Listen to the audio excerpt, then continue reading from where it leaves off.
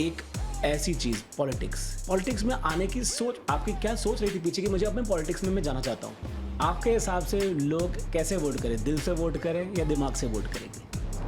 देखो यहाँ जब इलेक्शन के लिए भी आया हूँ तो कभी सोचा भी नहीं था कि अब मैं कभी एमएलए का इलेक्शन लड़ूंगा। तो लेकिन अब ठाकुर जी ने ले आए और ठाकुर जी अगर करते हैं तो कामयाबी तो ठाकुर जी देते हैं। पॉलिटिक्स में एक ही मिशन है, to be a good human being. मैं सिर्फ पॉलिटिक्स में सिर्फ इसलिए आया हूँ कि अपनी अच्छाई पॉलिटिक्स में फैलाऊं। एक भी पॉलिटिशियन ने, एक भी कोई पॉलिटिकल वॉलंटियर ने ये नहीं कह सकता प्रेम गर्ग बेईमान है, प्रेम गर्ग गलत है या प्रेम गर्ग एक अच्छा इंसान नहीं है। इलेक्शन में कभी कोई एक शब्द भी किसी के बारे में गलत नहीं बोलता। हिंदू मुस्लिम बाद में बनना, पॉलिटिशियन बाद में बनना, कुछ भी बाद में बनना, लेकिन पहले you must be a good human being. जब तक आप गुड ह्यूमन बीइंग नहीं हो, एवरीथिंग एल्स इज यूजलेस।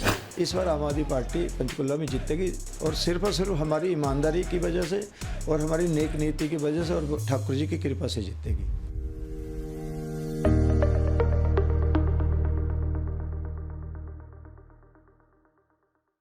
नमस्कार जी, मेरा नाम है मानव आहूजा। आप में से बहुत सारे लोग मुझे आरजे मानव के नाम से जानते होंगे। और शहर में माहौल है, विधानसभा के इलेक्शन का पूरा जोरों शोरों से प्रचार हो रहा है। तो मैं भी आज एक कैंडिडेट लेकर आया हूँ, बिल्कुल एक कैंडिडेट रहेगी। कैंडिडेट के साथ मेरे साथ इस समय है प्रेम गर्ग जी। सर वेलकम, आपका गुड मॉर्निंग। पहले तो गुड मॉर्निंग मानव जी, आपका बड़ा नाम सुना हुआ है, आप बड़े सक्सेसफुल आरजे रहे हो। Thank you so much sir. तो मेरा सौभाग्य है कि आज आपके साथ मैं इस इंटरव्यू में बैठा हूँ। तो लेट्स स्टार्ट। बिल्कुल सर। आंसर मैं बताना चाहूँगा, मेरा भी पहला पॉलिटिकल इंटरव्यू है। मैं कभी पॉलिटिकल इंटरव्यूज नहीं करता, बट आपके बारे में मैं भी पहली बार इलेक्शन लड़ रहा हूँ। तो सर ये एक्सपीरियंस एज तो हम यही दुआ करते हैं कि हम दोनों की पारी अच्छी चले। बिल्कुल। सो प्रेम गर्ग जी, मैं इस इंटरव्यू में टू बी ऑनेस्ट ज़्यादा मैनिफेस्टो की बात नहीं करूँगा कि क्या क्या मुद्दे हैं जिस पर आप काम करने वाले हैं। आई एम श्योर वो मुद्दे, वो मैनिफेस्टो हर तरफ अवेलेबल है, साइट पर अवेलेबल होगा, अखबारों में है, हर तरफ वो मिल जाते हैं। आई एम श्योर बहुत सारी बातें इस पर हो चुकी है। मेरी कोशिश रहेगी इस पॉडकास्ट के थ्रू आपके बारे में जानने की, आपकी लाइफ के बारे में जानने की, आपकी स्ट्रगल, आपके विजन के बारे में जानने की। तो थोड़ी शुरुआत करते हैं। थोड़ा सा मैं जानना चाहता हूँ आपके बारे में, आपकी फैमिली बैकग्राउंड, कहाँ से पले बड़े हुए हैं जी, हम कहाँ से निकले हैं थोड़ा।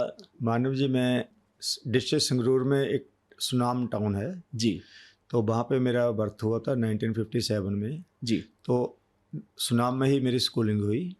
गवर्नमेंट हाई स्कूल सुनाम था, जो कि जहाँ पे हर तरह के बच्चे आते थे, गरीब से गरीब घरों के बच्चे हमारे साथ पढ़ते थे जी।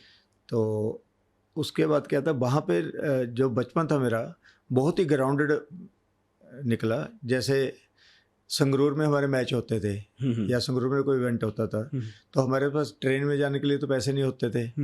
तो ये मेरे दिमाग में कभी कंसेप्ट हुआ ही नहीं कि हम बिना टिकट के ट्रेन में सफ़र करें। अच्छा। तो हम क्या कहते हैं, सुनाम से रेलवे लाइन के साथ साथ पैदल चल के संगरूर तक चले जाते थे।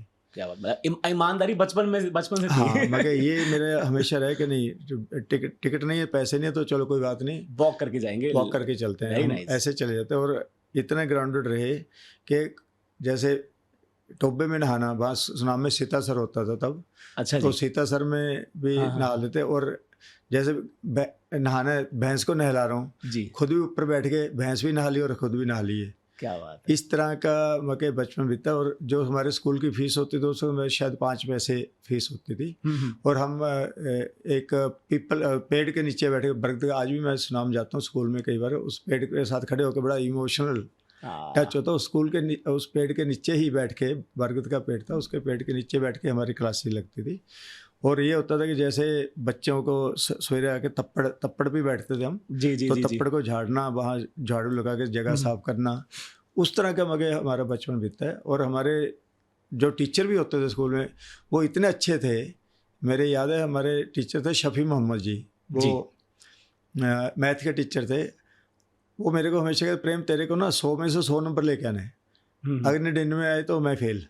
तो अच्छा। मैंने उनकी हमेशा ये रखी कि मेरे मैथ में हमेशा 100 में से 100 नंबर आए। क्या बात। और आप, आई एम प्राउड ऑफ इट कि हमारे सुनाम स्कूल में 5 सेक्शन जो होती थी 60 बच्चों की जी, एक क्लास में। तो मैं 5 सेक्शन में फर्स्ट से लेकर 9th तक तो टॉप किया। 10th में क्योंकि बोर्ड के पेपर होते हैं तो उसमें आई थिंक मेरा 2nd रैंक आया था। और ऑल इंडिया मेरिट में भी मेरा नाम था, ऑल पंजाब मेरिट जो भी होते, बोर्ड के पेपर होते थे जी। तो उसके बाद मेरी बिजनेस फैमिली है, सुनाम में हमारी शॉप है। तो वहाँ पे जैसे मैं पढ़ता भी था ना, वहाँ भाई मूल साहब हैं, भाई मूल साहब के पास वहाँ जाते छुट्टियों में वहीं पे, मगर सवेरे जाते शाम तक वहीं पे अकेले पढ़ता रहता। मेरे को पढ़ने का बहुत शौक है, मैंने हज़ारों किताबें पढ़ी, लिटरेचर पढ़ा है, रिलीजियस बुक्स पढ़ी है, मगर पढ़ने का पूरा मेरे को हमेशा शौक है। सैकड़ों नावल, सैकड़ों किताबें पढ़ दी, मगर शायद मैं कई बार सोचा कि मेरी एज में बहुत कम लोग होंगे, या तो जिनको जो कि वैसे बुक्स पढ़ते वो अलग बात है, लेकिन जो प्रोफेशनल रह के पढ़ते हैं वो काफ़ी कम लोग हैं। उसके बाद मैंने जलंधर DAV कॉलेज से BCom की जी। तो वहाँ पे भी शुरू से मैं एक रहा है कि अच्छेपन का वो रहा है, बहुत अच्छे दोस्त थे मेरे को, बल्कि हमारे जो हॉस्टल वार्डन थे उन्होंने मेरे को प्रोक्टर बनाया। वहाँ प्रोक्टर होता है विंग का, जैसे इंचार्ज होता है। अच्छा। तो मैं वहाँ प्रोक्टर रहा। उसके बाद DAV कॉलेज आर्य समाज की तरफ से DAV कॉलेज है, तो मैं आर्य समाज का सेक्रेटरी भी वहाँ पे रहा। और ये क्या होता है, कई बार चीज़ें बिल्टअप होती हैं, भगवान अपने आप आपको ना एक डेस्टिनी की तरफ ले जाता है। हमारे वहाँ हॉस्टल में रोज़ शाम को यज्ञ होता है, आर्य समाज जो आर्य समाज है, तो रोज़ शाम को वहाँ पे हमारे हॉस्टल में ही एक बीच में सेंटर में यज्ञशाला बनी हुई है जी। तो मैंने कम से कम रोज़ शाम को, क्योंकि मैं यज्ञ करता था सारे पूरी आहुतियों के साथ, बीइंग सेक्रेटरी, तो मेरे को लगता है मैंने कम से कम 100 से ज़्यादा यज्ञ वहाँ पे किए होंगे। तो वो हमारे हिंदुओं में कहता है जिसने 100 यज्ञ कर लिए तो वो पुण्यात्मा होगी। तो भगवान का शुरू से ही साथ रहा, मगर इस तरह का ही रहे। जैसे मैं बचपन में घर में ही मैंने एक छोटी सी अलमारी ऊपर बना के उसमें भगवान की फ़ोटो, कृष्ण जी की फ़ोटो, देवी की फ़ोटो लगा के मैं शाम को रोज़ दिया जला के अकेला आरती करते। कोई बचपन में कई बार होता है डरते हैं बच्चे ना, छोटे बच्चे, तो मेरे दिमाग में बैठा था कि हनुमान चालीसा पढ़ते रहो तो डर नहीं होगा। तो मैंने हज़ारों बार हनुमान चालीसा पढ़ा होगा।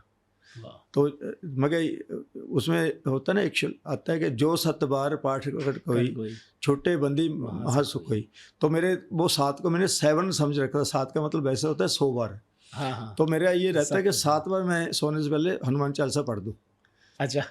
तो वो हनुमान चालीसा तो मेरे रग रग में बैठ गया। DAV कॉलेज से BCom किया, एंड मैं हमेशा से इनोवेटर रहा हूँ। हमारे प्रिंसिपल BS बैल होते, बहुत ही अच्छे इंसान थे, बहुत ही अच्छे मगर शख्सियत थी। तो उनका मेरे जीवन में बहुत प्रभाव रहा। He was very very disciplined principal. मगर सारे मेरे ख्याल इंडिया में उन जैसा प्रिंसिपल बहुत कम। सूरजबान होते थे पहले, वो भी बहुत एक्सपर्ट मगर प्रिंसिपल, जिसको बहुत एक्सलेंट प्रिंसिपल थे। उनके बाद BS बहल जी आए, वो भी बहुत अच्छे प्रिंसिपल थे। उनके साथ मेरा इतना लगाव था, एक बार मैंने कहा मैं आपके इंटरव्यू करता हूँ जी। तो मैंने बीइंग ए स्टूडेंट उनकी इंटरव्यू की पूरी, और वो इंटरव्यू हमारे जो मैगजीन होता था वहाँ पे, स्कूल मैगजीन्स होते थे, हाँ कॉलेज मैगजीन, तो उसमें छापने के लिए मैंने इंटरव्यू की और बहुत अच्छा था। मैं हमेशा उनको ये कहता था कि सर आप मेरे को आप जैसा बनना है। तो उनका जो प्रभाव है, जैसे स्कूल में शफी मोहम्मद जी का प्रभाव, कॉलेज में प्रिंसिपल BS बहल का प्रभाव, हमारे इकोनॉमिक्स के प्रोफेसर होते थे कक्कड़ साहब, इतने अच्छे थे। मैं आज भी उनको देख कर रोना आ जाता है, इतने अच्छे। मगर उनका I have taken him as a role model. इतने सॉफ्ट, इतने प्यार से पढ़ाते थे कि उनका पढ़ाई कभी कोई फेल नहीं होता था। तो उस तरह से मेरी लाइफ रही। फिर यहाँ पे हम आए चंडीगढ़ में, आगे CA करने। मेरा एक दोस्त CA कर रहा था, उस वक्त किसी को CA के बारे में, बीच में रोकूंगा कि कौन सा साल था चंडीगढ़ जब आपको आया? मैं 78 में चंडीगढ़ आया। 78 में चंडीगढ़ आया। और तो 78 में चंडीगढ़ में चरणदास शर्मा जी यहाँ पे बहुत एक रेनाउंड फर्म थी, ठाकुर वैद्यनाथ अय्यर एंड कंपनी। अच्छा जी। तो उसमें मैंने ज्वाइन किया। जाज साहब होते थे और चरणदास शर्मा जी होते थे। एंड ही वाज, आज भी मैं उनको बहुत, he was down to earth. मगर मेरे को लोग जो मिले ना जिंदगी में, सारे बेस्ट से बेस्ट लोग मिले। चरणदास शर्मा जी इतने अच्छे थे कि वैसे उन्होंने पूरे मेरे को फ्रीडम दे रखी थी कि आप जो मर्जी करो, जैसे मर्जी करो, वैसे काम कर लो। और मैंने बहुत लर्न किया वहाँ पे। और मैं ये सोचता हूँ कि जितना CA में मैंने लर्न किया शायद ही किसी आर्टिकल ने किया हो। और बहुत सीखा, बड़े बड़े अकाउंटिंग मैनुअल बनाए, जो कि मगर 500-500 पेज की बुक्स मैंने आर्टिकलशिप में लिखी। और पूरा अकाउंटिंग मैनुअल, जैसे पंजाब एग्रो इंडस्ट्रीज का मैंने अकाउंटिंग मैनुअल बना के दिया। पंजाब टूरिज्म डिपार्टमेंट कॉर्पोरेशन का अकाउंट मैनुअल उस वक्त तो टाइप में होता था, कंप्यूटर नहीं होते थे। टाइप कर करके 500 पेज की पूरी बुक लिखी कि कैसे एक एक चीज़ की अकाउंटिंग कहाँ पे होनी है, कैसे कोडिंग होएगी, कैसे उसकी वाउचर बनेगा, हर एक चीज़ को उसको पूरा बैलेंस शीट तक कैसे जाएगा, ऑडिटिंग कैसे होगी, हर एक चीज़ का पूरा। उस वक्त जब मैं स्टूडेंट था उस वक्त मैंने ये बनवा दिए थे। तो CA पास हो गई, उसके बाद प्रैक्टिस की। प्रैक्टिस में ठाकुर जी की दया रही कि प्रैक्टिस सिंगल हैंडेडली, मेरा कोई गॉडफादर नहीं था चंडीगढ़ में, कुछ नहीं था, अकेले आए। और लोगों को ये होता है कि हम तो गांव से आए हैं और पंजाबी जैसे ठेठ पंजाबी बोलते थे। यहाँ पे हमारे साथ बच्चे थे जो कॉन्वेंट एजुकेटेड थे चंडीगढ़ के, लेकिन मेरे को कभी कभी एक कॉन्फिडेंस था लूज नहीं हुआ कि भाई हम तो पंजाबी बोलते हैं, हमें इंग्लिश नहीं बोलनी आती। तो आज इतना है कि मेरे को आप 2000 लोगों के बीच में पूरा प्योर इंग्लिश में आप बिना टॉपिक के बताए, उसी वक्त टॉपिक बताओ कि इस टॉपिक पे बोलना है, उसी वक्त मेरे को चाहे आधा घंटा किसी भी टॉपिक पे बोलाओ, इतना मुझे कॉन्फिडेंस हो गया लाइफ में। तो ये सिर्फ क्या है, ये होता जो है ये कोई आप नहीं करते, इसमें सिर्फ और सिर्फ कुदरत का एक करिश्मा होता है समझ लो। या मैं तो कृष्ण जी को मानता हूँ, हम सारी फैमिली कृष्ण भक्त है। अच्छा। तो मेरे को ये लगता है कृष्ण जी मेरा रथ जो है ना वो कृष्ण जी चलाते हैं। देखो यहाँ जब इलेक्शन के लिए भी आया हूँ तो कभी सोचा भी नहीं था कि अब मैं कभी MLA का इलेक्शन लड़ूंगा। तो लेकिन अब ठाकुर जी ने ले आए, और ठाकुर जी अगर करते हैं तो कामयाबी तो ठाकुर जी देते हैं। बिल्कुल बिल्कुल। तो इस तरह से मेरी लाइफ बड़ी ग्राउंडेड लाइफ रही है। और मेरा एक ही मिशन है पॉलिटिक्स में, एक ही मिशन है, to be a good human being. मैं सिर्फ पॉलिटिक्स में सिर्फ इसलिए आया हूँ कि अपनी अच्छाई पॉलिटिक्स में फैलाऊँ। आप ये हैरान हो गए कि चंडीगढ़ में कोई BJP का हो, कोई कांग्रेस का हो, कोई आम आदमी पार्टी का, एक भी पॉलिटिशियन ने, एक भी कोई पॉलिटिकल वॉलंटियर ने ये नहीं कह सकता प्रेम गर्ग बेईमान है, प्रेम गर्ग गलत है, या प्रेम गर्ग एक अच्छा इंसान नहीं है। आप चंडीगढ़ या पंचकुला के किसी भी पॉलिटिकल लीडर से पूछ लीजिए, right from BJP to Congress to Aam Aadmi Party to any other party, they will say यार प्रेम गर्ग जो है ना उसको राजनीति तो नहीं आती लेकिन बंदा अच्छा है। तो ये मेरिट है कि डीमेरिट है? हाँ, दोनों चीजें होते हैं, डीमेरिट भी होते हैं, मेरिट, क्योंकि कई बार क्या होता है यू आर साइडलैंड, क्योंकि आप वो पॉलिटिक्स नहीं खेलते जिस तरह से पॉलिटिशियन खेलते हैं। क्योंकि मैं तो बड़ा सिंपल सा कि भी ठीक है जो मिलेगा ठीक है, नहीं मिलेगा तो भी ठीक है। अब जैसे चंडीगढ़ में इलेक्शन हुआ ये MP का, तो क्योंकि मेयर के इलेक्शन के बाद हवा ये बन गई थी कि आम आदमी पार्टी के फेवर में हुई थी, कि मेयर हमारा सुप्रीम कोर्ट ने बनाया था इस बार, तो बहुत पॉजिटिव वेव हो गई थी। सर्वे में भी सारा है कि अगर प्रेम गर्ग खड़ा होएगा आम आदमी पार्टी से जीत जाएगा। लेकिन पार्टी ने कोई अलायंस हो गई तो मनीष तिवारी जी को खड़ा किया। तो मेरे मन में एक बार भी ये नहीं आया कि यार मैं खड़ा तो मेरे को होना था, मैं मनीष तिवारी जी को क्यों सपोर्ट करूँ। आप मनीष तिवारी जी से पूछिए, इतने अच्छे से उनके लिए इतनी शिद्दत से मैंने कंपेनिंग की कि आज मनीष तिवारी जी कहेंगे हाँ प्रेम गर्ग जी एक अच्छे इंसान है। और उन्होंने सचमुच में, और उनसे कभी भी इस चीज़ की डिमांड कि मेरे को कोई एक पैसा खर्चे के लिए दे दो, कुछ भी दे दो, और बहुत अच्छे से उनको गाइड भी किया। जहाँ जब इवन ये कि भी आप पहन के ऐसे नहीं ऐसे पहनो, आप ये नहीं ऐसे करो, हाथ मिलाओ सबसे, मगर हर चीज़ पे, क्योंकि I want positivity in the politics. अभी भी आप देखोगे कि जो इलेक्शन में कभी कोई एक शब्द भी किसी के बारे में गलत नहीं बोलता। तो ये मेरा मगर इनबिल्ट है कि I want to be a good human being. सबसे पहले मेरा एक है, सबको भी मैं ये कहता हूँ, आपको ये कहूँगा, हिंदू मुस्लिम बाद में बनना, पॉलिटिशियन बाद में बनना, कुछ भी बाद में बनना, लेकिन पहले you must be a good human being. जब तक आप गुड ह्यूमन बीइंग नहीं हो, एवरीथिंग एल्स इज यूजलेस। बिल्कुल बिल्कुल। मेरा ये बहुत सारे सवाल थे और आपने जो बातें कही, बहुत सारे सवालों के जवाब पहले ही मिल गए मुझको, लेकिन मैं स्टिल थोड़ा सा अभी मैं वो आपकी लाइफ जर्नी में जो कैप्चर करना चाहता हूँ, मैं वही जानना चाहता हूँ। बीच में रहेगी। आपने जैसे आपने बताया कि आप CA बने, आर्टिकलशिप में आपने इतना उम्दा काम किया, ठीक है, बीच में रहेगी थोड़ी सी। जी। हाँ, उसके बाद 84 में जो मेरी शादी हुई जी, तो जो मेरी वाइफ है Anita Garg, she is MPhil in botany from Punjab university with distinction. तो उस वक्त भी हमारा ये था कि जैसे उसके लिए अपॉर्चुनिटी थी कि कॉलेज लेक्चरर बने, उसने नेट वो भी क्लियर कर रखा जो लेक्चर का होता है। पर फिर उसको भी ये लगा कि नहीं, बच्चों के फर्स्ट प्रायोरिटी बच्चों की होनी चाहिए। तो बच्चों के पालने के लिए उन्होंने सारा ये स्कूल वगैरह में या कॉलेज में पढ़ाने का आइडिया ड्रॉप करके बच्चों को पढ़ाया। और क्योंकि मैं ईमानदारी से ज़िंदगी जी है, मेरी ईमानदारी का यही नतीजा निकला कि मेरे दोनों बच्चे जो है they are best in the society. बड़ा बेटा डॉक्टर बना, he is a heart surgeon, he did his MBBS from GMCH sector 32 medical college. ठीक है। उसके बाद वो PGI में उन्होंने MS की और MCH की। आपके लिए बहुत खुशी की बात है कि पूरे पंजाब, हरियाणा, हिमाचल में PGI को छोड़ के गवर्नमेंट सेक्टर में हार्ट सर्जरीज नहीं होती। नाम के लिए हो सकते रोहतक या शिमला में होते, लेकिन बहुत ज़्यादा कोई इतना नहीं होता। तो मैंने उनको बोला कि बेटा इतना लंबी लाइन PGI में होती है हार्ट सर्जरी के, तो 32 मेडिकल कॉलेज इतना अच्छा है, तो यहाँ पे हम इसको हार्ट सर्जरी सेंटर क्यों नहीं खोलते। तो वो 40 में दिल्ली में कर था, उस वहाँ से रिजाइन करके यहाँ आया। यहाँ पे उसने ज्वाइन किया, तो उसने 5 साल में पूरा हार्ट सेंटर डेवलप कर दिया। Okay, nice. तो दैट इज अचीवमेंट। और वो जो हार्ट सेंटर बना वो PGI के मुकाबले में उसने खड़ा कर दिया 32 सेक्टर में। हाँ, दूसरा मेरा बेटा है, उसको मैंने कहा कि बेटा बड़े वाला तो डॉक्टर है, तू CA बन जा। तो उसने मेरे को कहा देखो ये संस्कार होते हैं। उसने कहा पापा ठीक है, आई हैव नो ऑब्जेक्शन, लेकिन मेरा मन है IIT में जाने का। ओके। तो मेरे को 2 साल दे दो, 2 साल में मैं और कोई फार्म नहीं भरूंगा, कुछ नहीं करूंगा, सिर्फ IIT का फार्म भरूंगा और IIT में ही जाऊंगा।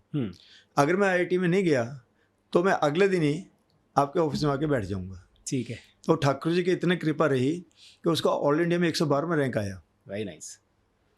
एंड उसके ऊपर भी एक कृपा रही कि दिल्ली में IIT कंप्यूटर साइंस में जनरली 90-80 पे ख़त्म हो जाती थी मेरिट। उस साल फर्स्ट टाइम ये हुआ कि 112 रैंक तक वो मेरिट गई। और उस साल चंडीगढ़ से शायद 8 बच्चे पहली बार IIT में गए और इट वाज रिकॉर्ड, और उसको कंप्यूटर साइंस में मिली। और उसके बाद इतना भगवान की कृपा हुई कि जैसे ही वो उसने पास किया, साथ ही उसको अमेरिका में जॉब मिल गई कंप्यूटर साइंस की। और दोनों को बहुएं भी सेम। बड़े बेटे को उसके साथ ही कार्डियोलॉजिस्ट मेरी डॉटर इन लॉ है, वो 32 मेडिकल कॉलेज में जॉब करती है। तो उसको उसके शादी हुई, तो बहुत अच्छी हमारी प्यारी सी एक ग्रैंड डॉटर भी है। और बड़े वाला बेटा भी ऐसे, उसको वहीं पे अमेरिका में लड़की मिल गई, लेकिन वो इंडियन थी, तो उसने भी दिल्ली IIT से कंप्यूटर साइंस की थी। Of course she was junior to him.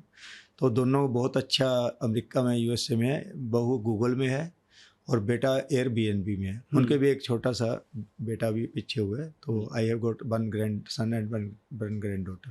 तो मगर ठाकुर जी की इतनी कृपा, मैं कहता हूँ इतनी ब्लेसिंग्स हैं कि मगर वो कहते हैं अब कुछ नहीं मांग सकते। बिल्कुल। मेरा ना अगला सवाल भी प्रेम जी आपसे यही है, मतलब जितना मैं समझ रहा हूँ एक पूरा अच्छा हंसता खेलता परिवार है, एक सक्सेस है, आपने एक ग्राउंड लेवल से शुरुआत करी है and one of the top CAs of the tri city आप रहे हैं, इतना आपने काम किया है। मैं जानना चाहता हूँ कि इतना स्टेचर, इतना अकम्पलिशमेंट किसी इंसान के बाद, तो वो बोलते चलो ठीक है यार। फिर एक ऐसी चीज़ पॉलिटिक्स में आने की सोच, आपकी क्या सोच रही थी पीछे कि मुझे अपने पॉलिटिक्स में मैं जाना चाहता हूँ? क्योंकि एक होता है कि यार मैंने ये सब कुछ कर लिया, मेरा ठीक है, सब कुछ चल रहा है, संपूर्ण है, फैमिली सब कुछ ठीक चल रहा है। वो सोच कहती, वो मोमेंट कहता है कि नहीं मुझे पॉलिटिक्स में जाना है। वो क्या पीछे सोच रही थी? एक पीछे मूवी आई थी द एक्सीडेंटल प्राइम मिनिस्टर। हाँ, I am an accidental politician. ये कैसे? बेसिकली कभी सोचा ही नहीं था कि भी कोई पॉलिटिक्स में आएंगे। ऑफकोर्स सारे पॉलिटिशियन बहुत अच्छे दोस्त रहे हैं और बड़ा अच्छा थॉट प्रोसेस रहा हमेशा, लेकिन प्रैक्टिकल पॉलिटिक्स में आने का कभी मन में नहीं रहा जी। जब ये अन्ना आंदोलन हुआ जी, तो क्योंकि देखो करप्शन तो इंडिया में बहुत हाइट पे रही है। उस वक्त तो करप्शन के इतने स्कैंडल निकल रहे थे, 2G, CWG, कॉमनवेल्थ गेम, ये वो कोल स्कैम जी। मगर पब्लिक ना बहुत बुरी तरह से एक डिसअपॉइंट डेपोनेंसी वाली स्टेज में आई हुई थी कि यार क्या होगा आगे इंडिया का। या तो हर एक चीज़ में जहाँ देखो करप्शन निकले। कॉमनवेल्थ गेम जो उसमें वो कंप्यूटर लिए, वो भी किराए पे लिए 50,000 रुपये वो ले रहा है, मगर इतने एलिगेशन है कोल माइंस का। आई डोंट से कि वो ठीक था या गलत था, लेकिन इस तरह के एक एटमोसफियर कि जी उन्होंने 1,76,000 करोड़ का 2G स्पेक्ट्रम में वो कर दिया, घपला कर दिया, though it turned out to be false later on. तो इस सारे को देखते हुए एक अन्ना आंदोलन शुरू हुआ 2012 में। तो मेरे को भी लगा कि उस वक्त इतना देश में बहुत जोश आ गया था कि लोग सारे दिल्ली की तरफ को, रामलीला मैदान की तरफ तो जा रहे थे। तो बीइंग ए कंसर्न सिटीजन मेरे को लगा यार अन्ना आंदोलन ठीक है, बल्कि मैंने अपनी फेसबुक को एक और लिखा कि अन्ना को वो प्राइज मिलना चाहिए, भारत रत्न मिलना चाहिए। उसने देश की कॉन्शियस को एक बार में जगा दिया। एग्जैक्टली।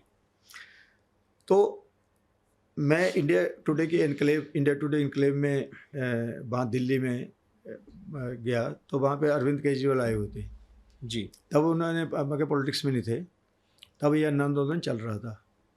तो एक तरफ उनके रवि प्रसाद जी बैठे थे जो बीजेपी के लीडर, एक तरफ अय्यर। तो दोनों उनको जब उनके आपस में एंकर बात कर रही थी तो उन्होंने कहा कि यार तुम ये आंदोलन दोनों से कुछ नहीं होने वाला, तुम एक काम करो, रविशंकर ने कहा तुम मेरे बेटे की उम्र के हो, तुम एक काम करो कोई पॉलिटिकल पार्टी बना लो, इलेक्शन लड़ो, हो सकता है तुम्हें 1-2 सीट आ जाए। तो धीरे धीरे चलो, तो टाइम के साथ आप हो सकता है किसी स्टेज पे पहुंच जाओ और आप अपनी से कर सको। बाहर बैठ के तो सारे बोल सकते हैं, लेकिन आप जब पॉलिटिक्स में आओगे तो आपको पता चलेगा कितनी डिफिकल्टी है, कितना कुछ है। तो मेरे को भी लगा ये कि हाँ, जब तक आप पॉलिटिक्स में नहीं आते आपकी आवाज़ नहीं सुनी जाएगी। तो उसके बाद 26 नवंबर 2012 को अरविंद केजरीवाल ने आम आदमी पार्टी में, मैंने उसी दिन फर्स्ट डे मगर बड़ा इंटरेस्टिंग हुआ, जितने भी वेब नेम्स होते हैं, आम आदमी पार्टी .org, आम आदमी पार्टी ऑनलाइन एक्सप्रेस, सारे मैंने रिजर्व कर लिए। अच्छा। ये सोच के जब भी कभी मैं मिलूंगा अरविंद, उनको कोई आपके नाम सारे मैंने ये देखो रिजर्व पहले बुक हो गए, पहले बुक कर दिए और मैं आपको ये गिफ्ट करूँ, आप इसको करो। मगर इतना वो नहीं था। तो उसके बाद क्या हुआ, पंचकुला में योगेंद्र यादव आए, तो मेरे को कहा कि ये आप थोड़ा ऑर्गेनाइज कर। तो अग्रवाल भवन ने पूरा ठकाठक अग्रवाल भवन भरा हुआ था। तो उसके बाद दिल्ली में इलेक्शन हुए, तो दिल्ली में इलेक्शन में 28 सीटें लेके हमने कांग्रेस के साथ सरकार बना ली। तो 49 दिन में इतना पॉपुलर हो गया अरविंद केजरीवाल, जब उन्होंने एक ओपन दरबार लगा तो लाखों की संख्या में लोग आ गए, मगर लॉ एंड ऑर्डर की सिचुएशन होगी। तो मेरे को ये लगा कि this is the right party. Okay. तो मैंने भी पार्टी फॉर्मली तो नहीं ज्वाइन की, लेकिन इनफॉर्मली मैं इनको जो भी लॉजिस्टिक सपोर्ट थी वो देने लगे। जैसे मेरी 21 सेक्टर में 1 कनाल की कोठी मकान था, तो वहाँ पे इन्होंने कहा हमें ऑफिस चाहिए, मैंने कहा मेरा मकान पड़ा है आप ले लो। तो सबसे पहले जब आम आदमी पार्टी के पास 1 इंच भी जगह ना पंजाब में थी ना चंडीगढ़ में थी, कोई ऑफिस नहीं था, तो सबसे पहले जगह मेरे घर में हुई। अच्छा। और मैं ये बताते मेरे को बड़ा अच्छा लगा, जिस दिन भगवंत मान ने आम आदमी पार्टी ज्वाइन की, भगवंत मान अपने ये गांधी, धर्मवीर गांधी जी, फुल्का जी, ये सब दिल्ली से जब सारा नॉमिनेशन की डिक्लेयर मेरे घर पे ही आए। सबसे पहले मनीष सिसोदिया जी आए, सब इकट्ठे आए। तो मेरे को एक शब्द मनीष सिसोदिया जी का याद है। मनीष सिसोदिया ने कहा कि प्रेम जी आपने हमें पैर रखने की जगह दी है, इसके लिए हम हमेशा आपके आभारी रहेंगे। तो मेरे घर से ही शुरुआत हुई। उसके बाद गुलपनाग का इलेक्शन भी मेरे घर से लड़ा गया पूरा जी। तो गुलपनाग ने 15 दिन में बहुत अच्छा एक्सीलेंट रिजल्ट दिखाया। और आपको मेरे को बताते खुशी होती है कि एक भी शराब की बोतल बांटे बिना, एक भी किसी तरह से किए बिना, आई थिंक 18-18.5 लाख रुपए में पूरा इलेक्शन हमने लड़ा और 1,08,000 वोट ली 15 दिन की मेहनत से। तो दिस इज द थिंग। मैं पॉलिटिक्स में इसलिए, सारे लोग कहते हैं कि गंदी राजनीति, मेरे को मेरे घर वाले वाइफ बच्चे भी कहते रहते हैं हमेशा। मैं जानना चाहता हूँ कि क्या रवैया है जब हमेशा मेरे घर वाले हमेशा कि मत आप कृष्ण भक्त हो, आप कृष्ण की भक्ति करो, आप मंदिर देखो, मंदिर का काम देखो, आप अपना जप करो, तप करो, क्योंकि आप तो कृष्ण भक्त हो। तो ये राजनीति में आप क्या कर रहे हो। लेकिन मेरे मन में कहीं ना मेरे को लगता है मैं टाइम वेस्ट कर रहा हूँ, लेकिन कहीं ना कहीं मेरे मन में ये रहा कि अगर मेरे जैसे लोग राजनीति में नहीं आएंगे ना तो राजनीति बदल ही नहीं सकती। और ये ठीक भी रहा। मैं 12 साल से आम आदमी पार्टी में हूँ, आम आदमी पार्टी का इतने साल प्रेसिडेंट भी चंडीगढ़ कर रहा हूँ। तो जो पॉजिटिविटी मैंने पॉलिटिक्स में फैलाई ना, बहुत कम लोग ऐसे हैं जो पॉजिटिविटी आज के डेट में, जैसे मैंने बताया, कांग्रेस, बीजेपी और हमारी पार्टी सब ये कहते हैं प्रेमगढ़ जी बहुत अच्छे इंसान हैं, बहुत अच्छे से इनकी पकड़ है सब्जेक्ट पे, हर एक सब्जेक्ट पे, लेकिन इनको राजनीति करनी नहीं आती। तो अब पंचकुला से जैसे सीट मेरे को मिली, सिर्फ और सिर्फ मेरी मेरिट में मिली। उनको पता है कि सबसे अच्छा पढ़ा लिखा ऑनेस्ट इंसान आया है, तो इसको हम प्रमोट करते हैं। क्योंकि अरविंद केजरीवाल जी हमेशा ऐसे ही लोगों को प्रमोट करते हैं जिनका कोई राजनीति से लेना देना हो। जैसे आपने पंजाब में देखा, ऐसे ऐसे बच्चे आए उसमें कि जिन्होंने बड़े बड़े चीफ मिनिस्टरों को, राजा रानी को हरा दिया। तो यहाँ पे भी यही होगा। लोग कहते हैं जी आपका तो कोई बेस नहीं, आम आदमी पार्टी का बेस नहीं, लेकिन ऐसा नहीं, ये इट विल ए मिरेकल, क्योंकि मेरे साथ ठाकुर जी की भी ताकत है और सच्चाई की ताकत है। तो इसलिए मेरा जो अंदर की भावना वो कहते हैं कि इस बार आम आदमी पार्टी पंचकुला में जीतेगी, और सिर्फ हमारी ईमानदारी की वजह से और हमारी नेक नीति की वजह से और ठाकुर जी की कृपा से जीतेगी। प्रेम जी, आपने पॉलिटिक्स की बात करी, एंड अगर मैं यूथ की बात करूं, मतलब it's not a shocking thing, but कहीं ना कहीं इंडिया में जो पॉलिटिक्स है और पॉलिटिशियंस, उनकी जो छवि है वो वैसी नहीं जैसी होनी चाहिए जिसको हम आइडलाइज कर सकें। एज अ यंगस्टर में बात करूं तो इसलिए शायद बहुत कम यूथ होगा जो शायद पॉलिटिक्स को सीरियसली लेकर करियर बनाना चाहता है या उसमें जाना चाहता है, या उसको लगता है कि नहीं यार। आपको क्या लगता है कि ऐसे क्या चेंजेस पॉलिटिक्स में होने चाहिए हैं या पॉलिटिशियंस की सोच में होने चाहिए जिससे जो यूथ है वो कनेक्ट कर सके, वो इसे एज अ करियर भी लेके जा सके, और पॉलिटिक्स की जो छवि है वो सुधर सके? वो क्या चेंजेस हो सकते हैं आपके साथ? बेसिकली वही है, नॉट ओनली स्टूडेंट्स, एक जनरल जो सिटीजन है इंडिया का, दे आर डिसइंटरेस्टेड। उनको जैसे मैंने अपने एग्जांपल दी, कोई भी पॉलिटिक्स में जाने देता, वो कहते हैं यार गंदा है, कोयले की खान है, कोयले की खान में आप जाओगे तो काले तो होगे। एलिगेशन लगते हैं, आप एक तरह नंगे होकर खड़े हो जाते हो जब आप पॉलिटिक्स में आते हो, आप पे हर तरह का अटैक होता है। तो यहाँ पे पंजाब यूनिवर्सिटी में CYSS है, तो जब फर्स्ट टाइम हुआ मैंने ही उनको सारा एनकरेज करके फर्स्ट टाइम मैंने फंक्शन वहाँ पे किया, और 200 बच्चों को ज्वाइन कराया CYSS में, हर एक डिपार्टमेंट के बच्चे आए। तो जो शुरुआती नींव थी वो मैंने रखी, और उस साल में हमारा आयुष प्रेसिडेंट के लिए जीता फर्स्ट टाइम। तो मेरा हमेशा यूथ को ये कहना है कि आपको पॉलिटिकली एक्टिव होना चाहिए, ये नहीं कि आपने पॉलिटिक्स ज्वाइन करनी है, but you should have the views, you should debate the things. आप ये मत सोचो कि हमें क्या लेना, हम तो अपना चिल करेंगे, स्टूडेंट सेंटर में बैठेंगे, खाएंगे पिएंगे, या अपना पढ़ाई में जाके करेंगे। नहीं, आपको पॉलिटिकली एक्टिव होना चाहिए, आपका एक थॉट प्रोसेस होना चाहिए जो कि पॉलिटिकल, चाहे आप कांग्रेस में जाओ, चाहे बीजेपी में जाओ, चाहे किसी और पार्टी में जाओ, या पार्टी में ना भी जाओ, but you should be very very active in politics. You should know कि व्हाट द पॉलिटिक्स इज, और कौन कहाँ जा रहा है। आपको सारे पॉलिटिशियन, चाहे वो मोदी साहब हैं, चाहे वो मनमोहन सिंह है, चाहे वो राहुल गांधी है, उनके बारे में आपका एक विचार होना चाहिए, चाहे वो अच्छा है या बुरा है उसका। क्योंकि जब तक आप इस चीज़ में एक्टिवली इन्वॉल्व नहीं हो गए, मेरे को ये नहीं कि आपने जाके नारे लगाने जिंदाबाद मुर्दाबाद करना, ऐसा नहीं जरूरी, लेकिन आपका एक थॉट प्रोसेस होना चाहिए। आपकी डिबेट करो, हर एक इश्यू पर डिबेट करो और उसका सोल्यूशन दो। क्योंकि जो आज का यंगस्टर है वो बहुत इंटेलिजेंट है, मगर हमारे से 100 गुना ज़्यादा इंटेलिजेंट है जो हमारे बच्चे आ रहे हैं। तो वो मेरा बेटा है असीम जो USA में, मैं कई बार उससे बात करता हूँ, वो मेरे को पूरी तरह स्टंप आउट कर देता है किसी भी इशू में मगर उसका थॉट प्रोसेस इतना क्लियर है। लेकिन मैं उसको यार तेरे को तो इलेक्शन लड़ना चाहिए, वो कहता नहीं पॉलिटिक्स गंदे, मैं नहीं आऊँगा।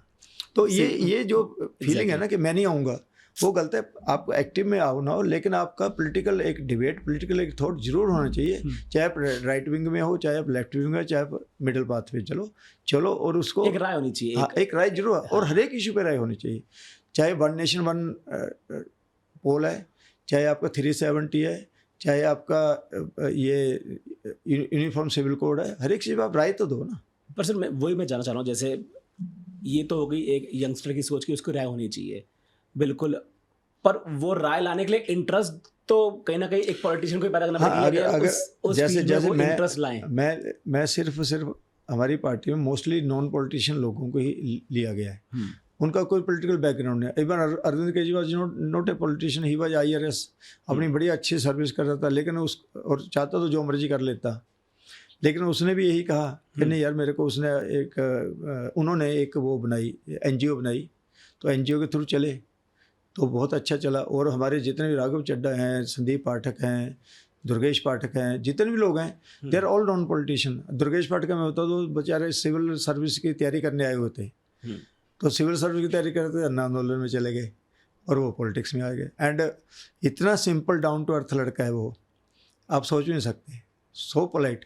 राघव चड्ढा CA है, लेकिन कितनी उसको इज्जत मिली, कितना सम्मान मिला, कितना मान मिला। मेरे तो ये सब बच्चों की तरह हैं सब। संदीप पाठक है, IIT से है, he is professor in IIT और बहुत हाईएस्ट क्वालिफाइड है। तो देखो नेशनल ऑर्गेनाइजेशन सेक्रेटरी है। तो ऐसे नहीं कि पॉलिटिक्स में आपको मौका नहीं मिलता, मौका मिलता है, लेकिन आपके पास एक बिल होनी चाहिए। हमारी पार्टी में सारे यंगस्टर्स हैं। रघु महाजन थे जो IIT में टॉपर थे, ऑल इंडिया टॉपर थे, ही वाज विद अस। शुरू के सालों में उन्होंने बहुत मेहनत की इसको बनाने में। ओके सर, थोड़ा लाइफ के बारे में और जानूंगा मैं। पॉलिटिक्स तो बीच में हमारी चलती रहेगी, बात चलती रहेगी, वो तो बिल्कुल, वो तो मुद्दा रहेगा। स्पोर्ट्स खेलते थे बचपन में, स्कूल में, कॉलेज में कोई स्पोर्ट्स? ऐसा मैं कौन सा खेल खेलते थे? हाँ, मैं कोई बहुत स्पोर्ट्स में कभी, क्योंकि मेरे को स्कूल में 2 तरह के बच्चे होते हैं। एक होता है पढ़ाकू, हाँ जी, एक होते हैं, एक होते हैं बहुत पढ़ाकू जो टॉप करते हैं हर बार। हाँ, तो बेसिकली मैंने जैसे बताया, मेरे तो पढ़ने की शौक रहा है जी। मैं उन पढ़ाकू में आता। मैं ऐसा नहीं कि सारा दिन पढ़ता रहता, लेकिन मेरा इंटरेस्ट रीडिंग में ज़्यादा रहा है। मगर ये होता है, मैं जब जैसे 6th क्लास में था तो मैं 6th क्लास के बच्चों की ट्यूशन ले लेता था। अच्छा। 5वीं तो 5वीं के 6वीं के बच्चे, मैं 1 क्लास आगे चलता था। तो मगर घर में ना पूरे चौक कापियाँ पूरा रखता था, और जो हमारे आसपास के बच्चे थे उनको पढ़ाता। ये शुरू से रहा। तो मेरे को हमेशा पढ़ने और पढ़ाने का शौक़ रहा है। खेलों में जैसे गली में अपने बच्चों के साथ कुछ खेल लिया, या कोई बैडमिंटन खेल ली, थोड़े बहुत उस तरह करें। लेकिन मैं कोई अपने आप को मैं कोई प्लेयर हूँ ऐसा कुछ, स्विमिंग की जाती तो थोड़ी बहुत सीख ली, थोड़ा बहुत लॉन टेनिस, ये जो होता है टेबल टेनिस कॉमन रूम में खेल ली, इस तरह का। लेकिन कोई I am not a established player और एनीथिंग। टेबल टेनिस सर मेरा फेवरेट रहा है। हाँ, टेबल टेनिस हम कॉमन रूम में, जैसे हमारे यूनिवर्सिटी में भी कॉमन रूम में हम खेलते थे, और शाम को खाना खा के। मिस करते हैं कभी ये चीज़? पंजाब यूनिवर्सिटी में 5 नंबर उसमें रहता था, तो उस वक्त हम ये टेबल टेनिस खेलते थे, क्योंकि मैंने LLB की है पंजाब यूनिवर्सिटी से। दिल करता है कभी वापस 5 नहीं जाते नंबर हॉस्टल की? हाँ, पूरा मैं तो जाके वापस नहीं, मैं तो मगर बड़ा कई बार स्टूडेंट सेंटर में जाते हैं, घूमते हैं। मगर जैसे शाम को कभी चले गए, बड़े याद आते हैं कि हम स्टूडेंट सेंटर बैठ के हम कॉफ़ी पीते थे। और मोटरसाइकिल तो मेरे पास CHN 19, तो पूरे यूनिवर्सिटी में पॉपुलर था। अच्छा। तो हम घूमते तो गेड़ियाँ आपने भी लगाई हैं अपने टाइम पे? अपने टाइम में भी। तो मगर मैं ये कहता हूँ, I have a fully accomplished life.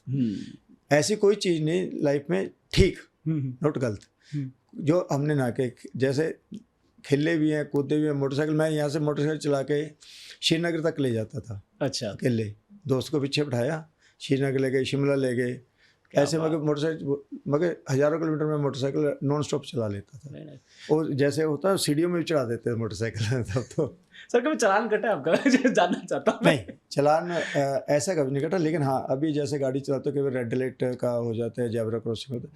But मैं ऐसे ही, मैं बहुत ही, जैसे मैंने हॉर्न कभी नहीं बजाता। पहला चालान याद है कौन सा था जो कटा होगा? मुझे मेरा पहला चालान याद है, मैं फोन में बात करता है, मेरा ख्याल शायद, हाँ, एक दिन ये रामनवमी का दिन था जी, तो छुट्टी का दिन था, तो रोड बिल्कुल खाली थी। शायद जन्माष्टमी का दिन था। तो हम इसको 36 में सवेरे के मंगल आरती पे जाते हैं ना, जैसे, तो मंगल आरती में सारी रोड खाली, तो स्पीड की लिमिट जैसे 60 थी। मेरी आई थिंक 61 या 62 पे होगी, तो उसने चलान काट दिया। अरे सर, ये तो मैं आई थिंक पहला चलान था। मेरे को बड़ा अफसोस है कि 61 और 62, और मैंने इनको लिखा भी एडमिशन कि आपको एक बीच में बफर देना चाहिए। जैसे 60, हाँ, मैं DSP ट्रैफिक को मिला था कि जब आपने लिमिट 60 रखे, हो ही नहीं सकता कि अब मैं या तो सुई को देखता रहूँ या मैं सामने देखूँ। तो 60 से लेकर 70 के बीच में एक बफर जोन होना चाहिए कि उसमें आपको वार्निंग आ जाए, लेकिन आपको चलाना नहीं। हाँ, 70 के बाद you can say rash driving. तो इस तरह का मैंने सजेशन, आई थिंक गवर्नमेंट ने किया भी, 60 से 65 को बफर में डाला हुआ है। अब शायद कर दो, मेरे खुद के ये 62 63 पे 3 चालान कटे हुए मेरे। तो भाई तब आप सोचते हैं, हाँ, आप 80 पे जा रहे हो, आपके चलान कट जाए तो कोई प्रॉब्लम नहीं, लेकिन 61 पे अगर चलान कटता तो बुरा लगता है। बट ना आजकल जब चलान आता है ना वो फोन पर, जैसे से आता है, अच्छा लगता है, चलो ठीक है यार, जागरूक है। लेकिन आप अच्छा लगता है कि हाँ, गलती करी साथ का। देखिए, मैं भी, मेरा मिशन ही है कि सिस्टम को चेंज किया जाए। अब क्या है, चलाना आपको आता है, आपको पुलिस वाले को कोई वो नहीं देना, सिंपल सा है, ऑनलाइन आप पेमेंट कर दो, बात खत्म हो जाती है। And it's good. अच्छा है। हाँ, मेरे भी जब भी 1-2 कोई चलान आए हैं, तो उसमें ये होता है ऑनलाइन पेमेंट करते हैं एंड वी हैप्पी। तो उसमें कोई आपको ना इरिटेशन नहीं होती कि आप जाओ जी कोर्ट में जाओ, या वहाँ पे 29 सेक्टर में जाओ, वहाँ से सिविल लाइन में, वहाँ पे लाइन में जाके वहाँ पे खड़े हो, घंटा 2 घंटे खराब करो। मैं ठीक है, आपने वायलेशन कर दी तो यू पे। जैसे ये चीज़ चंडीगढ़ में तो है, चंडीगढ़ है, UT में जानता हूँ बहुत सारी फंडिंग होती है, ईजी है। पंचकुला में भी लगता है, क्योंकि पंचकुला में भी ऐसे मानव जी दो चीज़ें इसमें मेरा एक व्यू पॉइंट है जी, जो कि हो सकता है कि लीगली ठीक ना हो, हमारे चंडीगढ़ में चालान कट रहे हैं, मेरे ख्याल 6 लाख चालान हर साल कट रहे हैं, क्यों ऑनलाइन शुरू हो गया ये कैमरा से जी। तो अब इसका मतलब जितनी पॉपुलेशन है ड्राइविंग पर, उसका हर एक का चालान एवरेज 2 बार से कट गया। कि 18 साल से बच्चे तो गाड़ी नहीं चलाते। बिल्कुल, मेरे 3 कट तो इसका सबका चालान कट रहा है। हाँ जी। अगर सबका चालान कट रहा है तो इट मीन रूल में कहीं ना कहीं कमी है। अगर 60 की लिमिट है तो इसका मैक्सिमम जो चालान कट रहा है वो स्पीड लिमिट का कर, इसके बाद 60 की स्पीड प्रैक्टिकल नहीं है, क्योंकि गाड़ियाँ ऐसी आ गई को 60-70 में चलाते हुए पता नहीं चलता। तो एक तो ये भी जो पहले 50 की थी, मैंने काफ़ी लिख के एडमिनिस्ट्रेशन को लिखा था, तब बोर्ड 50 की जगह 60 के हुए थे। अभी मैं I was in the forefront के इसकी लिमिट बढ़ानी चाहिए, क्योंकि गाड़ियाँ पहले होते हैं एम्बेसडर फीट होती थी वो चलती 40-50 पे थी। अब आपके पास गाड़ी करेक्टा है और है वो 60 पे चलाते हैं, आपको नींद आ जाती है। ठीक है ना? तो थोड़ी सी स्पीड का, जैसे मैंने बोला 60-70 का बफर देना चाहिए। दूसरा क्या, पंचकुला में चालान कटता ही नहीं है। वो एक बार मैं किसी फंक्शन में था, वो कहते हैं जैसे ही चंडीगढ़ से हाउसिंग बोर्ड से आप क्रॉस करते, बेल्ट सबसे पहले आप बेल्ट हटा देते हो। अब तो बेल्ट में पीपी होने लगी ना, ये तो सबसे पहले बेल्ट हटाते और मोबाइल ले लेते थे। पंचकुला में मगर बिल्कुल आप रिलैक्स होकर चलाते हो। चंडीगढ़ में आपको पूरा टेंशन होती है। तो मिड वे होना चाहिए, चालान कटने चाहिए, खासकर रेड लाइट के चालान जरूर कटने चाहिए, रैश ड्राइविंग के चालान कटने चाहिए जी, ट्रिपल ड्राइविंग के चालान कटने चाहिए। लेकिन जैसे वो एक उसकी फिल्म थी ना देओल की, वो कहता लाइन को जरा सी आपने जैबरा लाइन को क्रॉस कर दिया आपको चालान कट जाता है, बाकी दुनिया भर के आप करप्शन करते हो उसको कोई पूछता नहीं है। तो थोड़ा सा रिलैक्स होना चाहिए, थोड़ा सा, ज़्यादा नहीं, मगर गलत को गलती करनी चाहिए। लेकिन जैसे आप लास्ट वाली एक गाड़ी येलो को जरूर क्रॉस करेगी, हर हालत में करेगी, क्योंकि ब्रेक लगाती है ना कितनी बार, तो मैं खुद मेरे को बच्चे मेरे ये कहते हैं कि आपके साथ तो साइकिल वाला भी कम्पीट कर ले, मैं इतनी सोच रहा था। लेकिन क्या होता है कि जब आप कई बार चलाते आ रहे हो, जैसे मध्य प्रदेश आप चला रहे हो, तो अब वहाँ पे 4-3 आपकी उससे निकल जाओ तो इतने में लाइट हो रेड येलो की, तो एक गाड़ी तो निकलेगी ना हर हालत में। उसके बाद जब पूरी रेड हो तो उसके बाद जितने गाड़ी अगर निकलते वो रैश ड्राइविंग होगी। लास्ट में अदरवाइज आप जनरली ये होता है कि एक गाड़ी निकल जाती है। सर मैं जानना चाहता हूँ आपके हिसाब से, है ना, पॉलिटिक्स में क्या सबसे ज़्यादा ज़रूरी है? मतलब मैं कुछ चीज़ें बताऊँगा, you can rank according to your preference. Politics में सक्सेस पाने के लिए या लंबा चलने के लिए क्या सबसे ज़्यादा काम करता है? देखिए, आप इसको रैंक कर सकते हैं। मैं कुछ टॉपिक्स दे रहा हूँ। एक, education, knowledge, long lasting experience, एक ही पार्टी के साथ बहुत टाइम से जुड़े हुए वो, या फिर नेपोटिज्म। क्या काम करता है पॉलिटिक्स में? जो प्रैक्टिकल पॉलिटिक्स है, आपने देखा कांग्रेस को पे तो एलिगेशन लगता है कि परिवारवाद है। अब बीजेपी में कई अब नॉमिनेशन पॉलिटिशियन के बच्चों को मिली हैं। तो फिल्मों में भी जैसे एक तो हर जगह पे है कि जो मेरा बेटा अगर है तो सीए बनना चाहेगा, डॉक्टर का बेटा डॉक्टर बनना चाहेगा, तो पॉलिटिशियन का बेटा पॉलिटिशियन ही बनना चाहेगा। वो तो दैट इज बट नेचुरल। तो उनको एक एज तो मिलता ही है। अब जैसे राहुल गांधी जी हैं, राहुल गांधी जी क्योंकि राजीव गांधी के बेटे हैं, तो इसलिए उनको एक पक्की बनी बनाई स्टेज मिल गई, तो वो आगे चल पड़े। अगर आपका फादर एमपी है, एमएलए, तो आपकी रिकॉग्निशन फ्री में है। या चंद्रमोहन जी हैं, वो भजनलाल जी के बेटे हैं, इसलिए उनको एक भजनलाल जी की लेगेसी जो मिल गई ऑटोमेटिकली, तो वो पहले स्टेज पे कामयाब हो जाती हैं। हम जैसे लोगों को पूरा 0 से शुरू होना पड़ता है, वो 70 से शुरू होते हैं। जैसे इस इलेक्शन में ज्ञानचंद गुप्ता जी हैं, ये हैं, तो वो तो 70 से शुरू हो रहे, मैं 0 से शुरू हो रहा हूँ। तो नेपोटिज्म मैं इसको बुरा नहीं कहता, मैं कोई प्रभाव, क्योंकि ये तो नेचुरल है। अब हुड्डा जी का बेटा है तो वो पॉलिटिक्स में आएगा ना। कोई भी पॉलिटिशियन उसका बेटा पॉलिटिक्स में आएगा। इसमें कोई बुराई नहीं, मैं इसको कोई गलत नहीं कहता। लेकिन एक थोपना होता है कि मेरे बेटे को टिकट दो, चाहे वो 0 हो, वो नहीं होना चाहिए। अगर आपका बेटा कैपेबल है, वीरभद्र सिंह जी का बेटे है, सबके बच्चे आए हैं आगे और बहुत बहुत अच्छे हैं। सुरजेवाला जी हैं, ये हुड्डा जी हैं, बट दे आर गुड, बहुत अच्छी पर्सनैलिटी है। सचिन पायलट हैं, मैं कभी कभी उनको बुरा नहीं कहता। They have brought energy in the politics. अच्छे लोग आएंगे तो बुरे लोग तभी बाहर जाएंगे, लेकिन अच्छा होना बहुत जरूरी है उसके लिए, मैनिपुलेटिव नहीं होना चाहिए। तो एजुकेशन जैसे देखो, अंगूठा छाप, मैं किसी को ये नहीं कहता जो नहीं पढ़ा लिखा वो इंटेलिजेंट नहीं होता, वो तो इंटेलिजेंट हुए लोग। गांव से, गांव में एक रस्टिक जो नॉलेज होती है ग्राउंड में, वो बेपढ़े लिखे में, लेकिन जब आपके पास एजुकेशन की एक वो है, ताकत है, उससे आप ज़्यादा अच्छे से काम कर सकते हो। Manmohan Singh ji he was my PhD, इतना इकोनॉमिक्स की इतनी नॉलेज थी, तो उन्होंने बहुत इकोनॉमिक रिफॉर्म में काम किया। जो पढ़े लिखे तो उनका एक अलग ही एक ऑरा होता है, एक अलग ही कॉन्फिडेंस होता है। दूसरा आपने एक एजुकेशन कहा था, नॉलेज। अब नॉलेज क्या है, जैसे मैं CA हूँ, मेरी 40 साल के CA की प्रैक्टिस है जी। मगर फिंगर्स पे मेरे को फैक्ट्स और फिगर्स याद रहती हैं। GDP क्या है, कैसे करनी है, कैसे करनी है। मैं तो बल्कि ये कहता हूँ, अगर मेरे जैसा कोई फाइनेंस मिनिस्टर बन जाए तो ये जो डेट वाला ट्रैप है ना, इससे को तो वैसे खत्म कर दें। चौथा तो पार्टी से लॉयल्टी। जैसे मैंने आम आदमी पार्टी ज्वाइन की और आम आदमी पार्टी में हूँ, बहुत प्रलोभन होते हैं बड़ी कि जी मेरे को, बल्कि BJP के मेरे कई दोस्त कहते हैं, घर साहब you are the right person in the wrong party. मैं ये कहता हूँ, इस पार्टी ने मेरे को मान सम्मान दिया, इस पार्टी ने मेरे को इज्जत दिया, और मैं तो लास्ट ब्रेथ तक आम आदमी पार्टी के साथ हूँ। कोई चाहे कोई मेरे को टिकट मिलती ना मिलती, जैसे चंडीगढ़ में मैंने बताया मेरे को नहीं दिया उन्होंने मनीष तिवारी को, तो मैंने कभी भी एक वर्ड भी नहीं कहा भाई मैं मेरी पार्टी के खिलाफ। हाँ, एक जरूर है, क्योंकि I being having the independent opinion, मैं अपनी पार्टी में अगर कोई गलत बात है तो उसको अपोज कर देता हूँ। इवन मैं हमारे जो सीनियर लीडरशिप को उनको भी लिख देता हूँ कि आपको ऐसे नहीं, ऐसे करना चाहिए। संदीप पाठक जी को, दुर्गेश पाठक जी को, इवन सिसोदिया जी को, सबको मैं मगर बोल भी देता हूँ, लिख भी देता हूँ कि इस पे मेरा ओपिनियन ये है। जैसे अलायंस पे और चीज़ों में मगर आई गिव माई ओपिनियन कि इसको ऐसे नहीं, ऐसे कर लो तो ज़्यादा ठीक है। मानना या ना मानना उनकी इशू। तो बेसिकली मेरा पॉलिटिक्स का वही है कि टू स्प्रेड द गुडनेस। हाँ, इसमें जो लोग ऑनेस्टी और इंटेग्रिटी के साथ चलते हैं वो बड़ी लंबी पारी चलेंगे, बहुत लंबी पारी खेलते हैं, उनके एक इज्जत होती है। जैसे गोवा के चीफ मिनिस्टर, क्या नाम था उनका, गोवा के चीफ मिनिस्टर बहुत ऑनेस्ट थे, बहुत ऑनेस्ट। मैं उनकी बहुत रिस्पेक्ट करता हूँ, उनका कोई इतना सा दाग नहीं है। तो he was chief minister of Goa.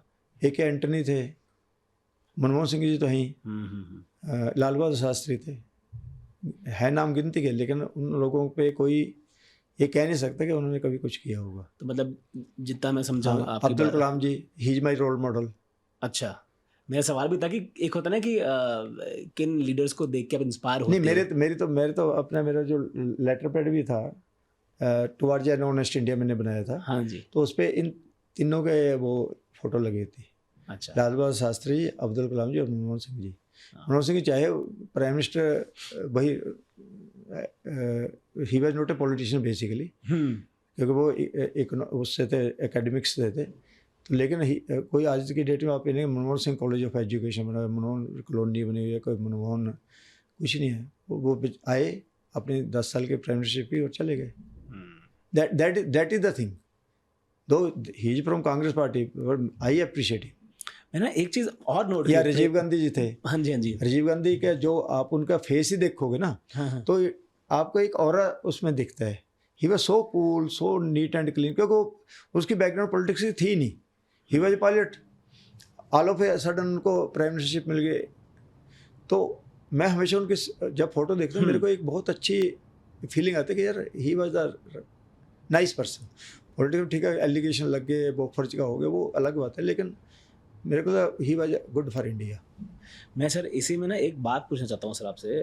Prem ji, मैंने जितना आपके इंटरव्यूज़ देखे हैं, जितना मैंने जाना है आपको, अभी भी बैठ के जो बातचीत चल रही है हमारी, मैंने एक चीज़ नोट करी है कि आपने कभी भी आपके जो ऑपोजिशन है उनके बारे में कभी कुछ गलत नहीं कहा।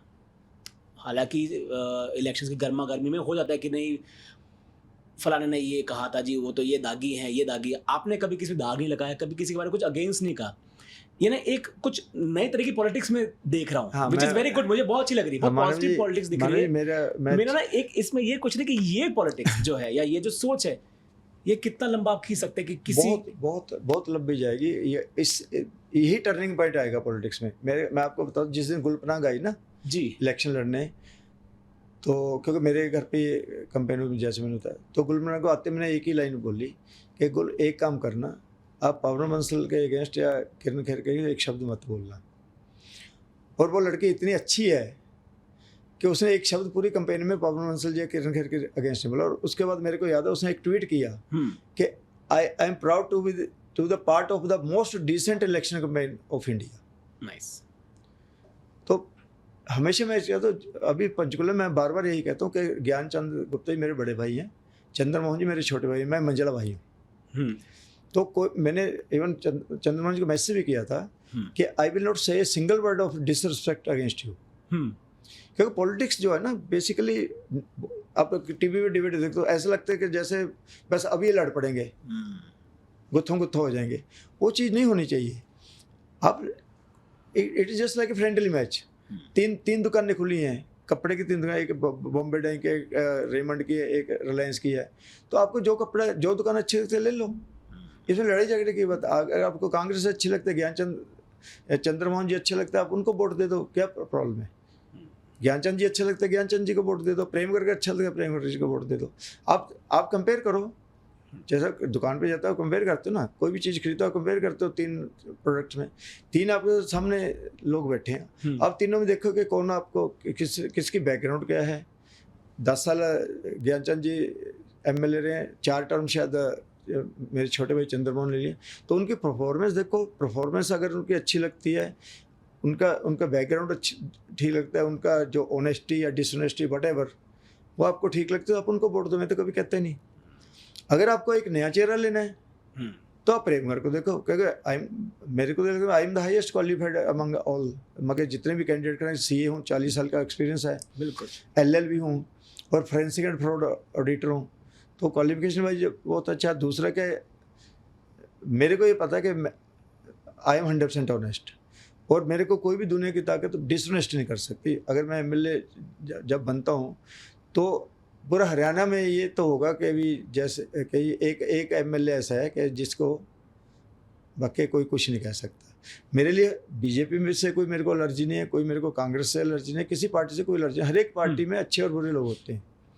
आम आदमी पार्टी नई पार्टी है, गुडविल है, ये नहीं कि हम सारे राजा हरीशचंद्र की औलाद हैं, लेकिन बाई एंड लार्ज जो है कट्टर ऑनेस्टी। जैसे आज के जो अरविंद केजरीवाल, आपने देखा कि जेल में रहे, एक एलिगेशन लगा, लेकिन सारे के सारे बाहर आए, और सुप्रीम कोर्ट ने एक ही बात कही कि इनके अगेंस्ट कुछ नहीं है। CBI जो है गवर्नमेंट का होता है। कल सुप्रीम कोर्ट की जजमेंट में लिखा था ना, कोई एविडेंस नहीं। हमारे लोगों के ऊपर कितनी रेड होली।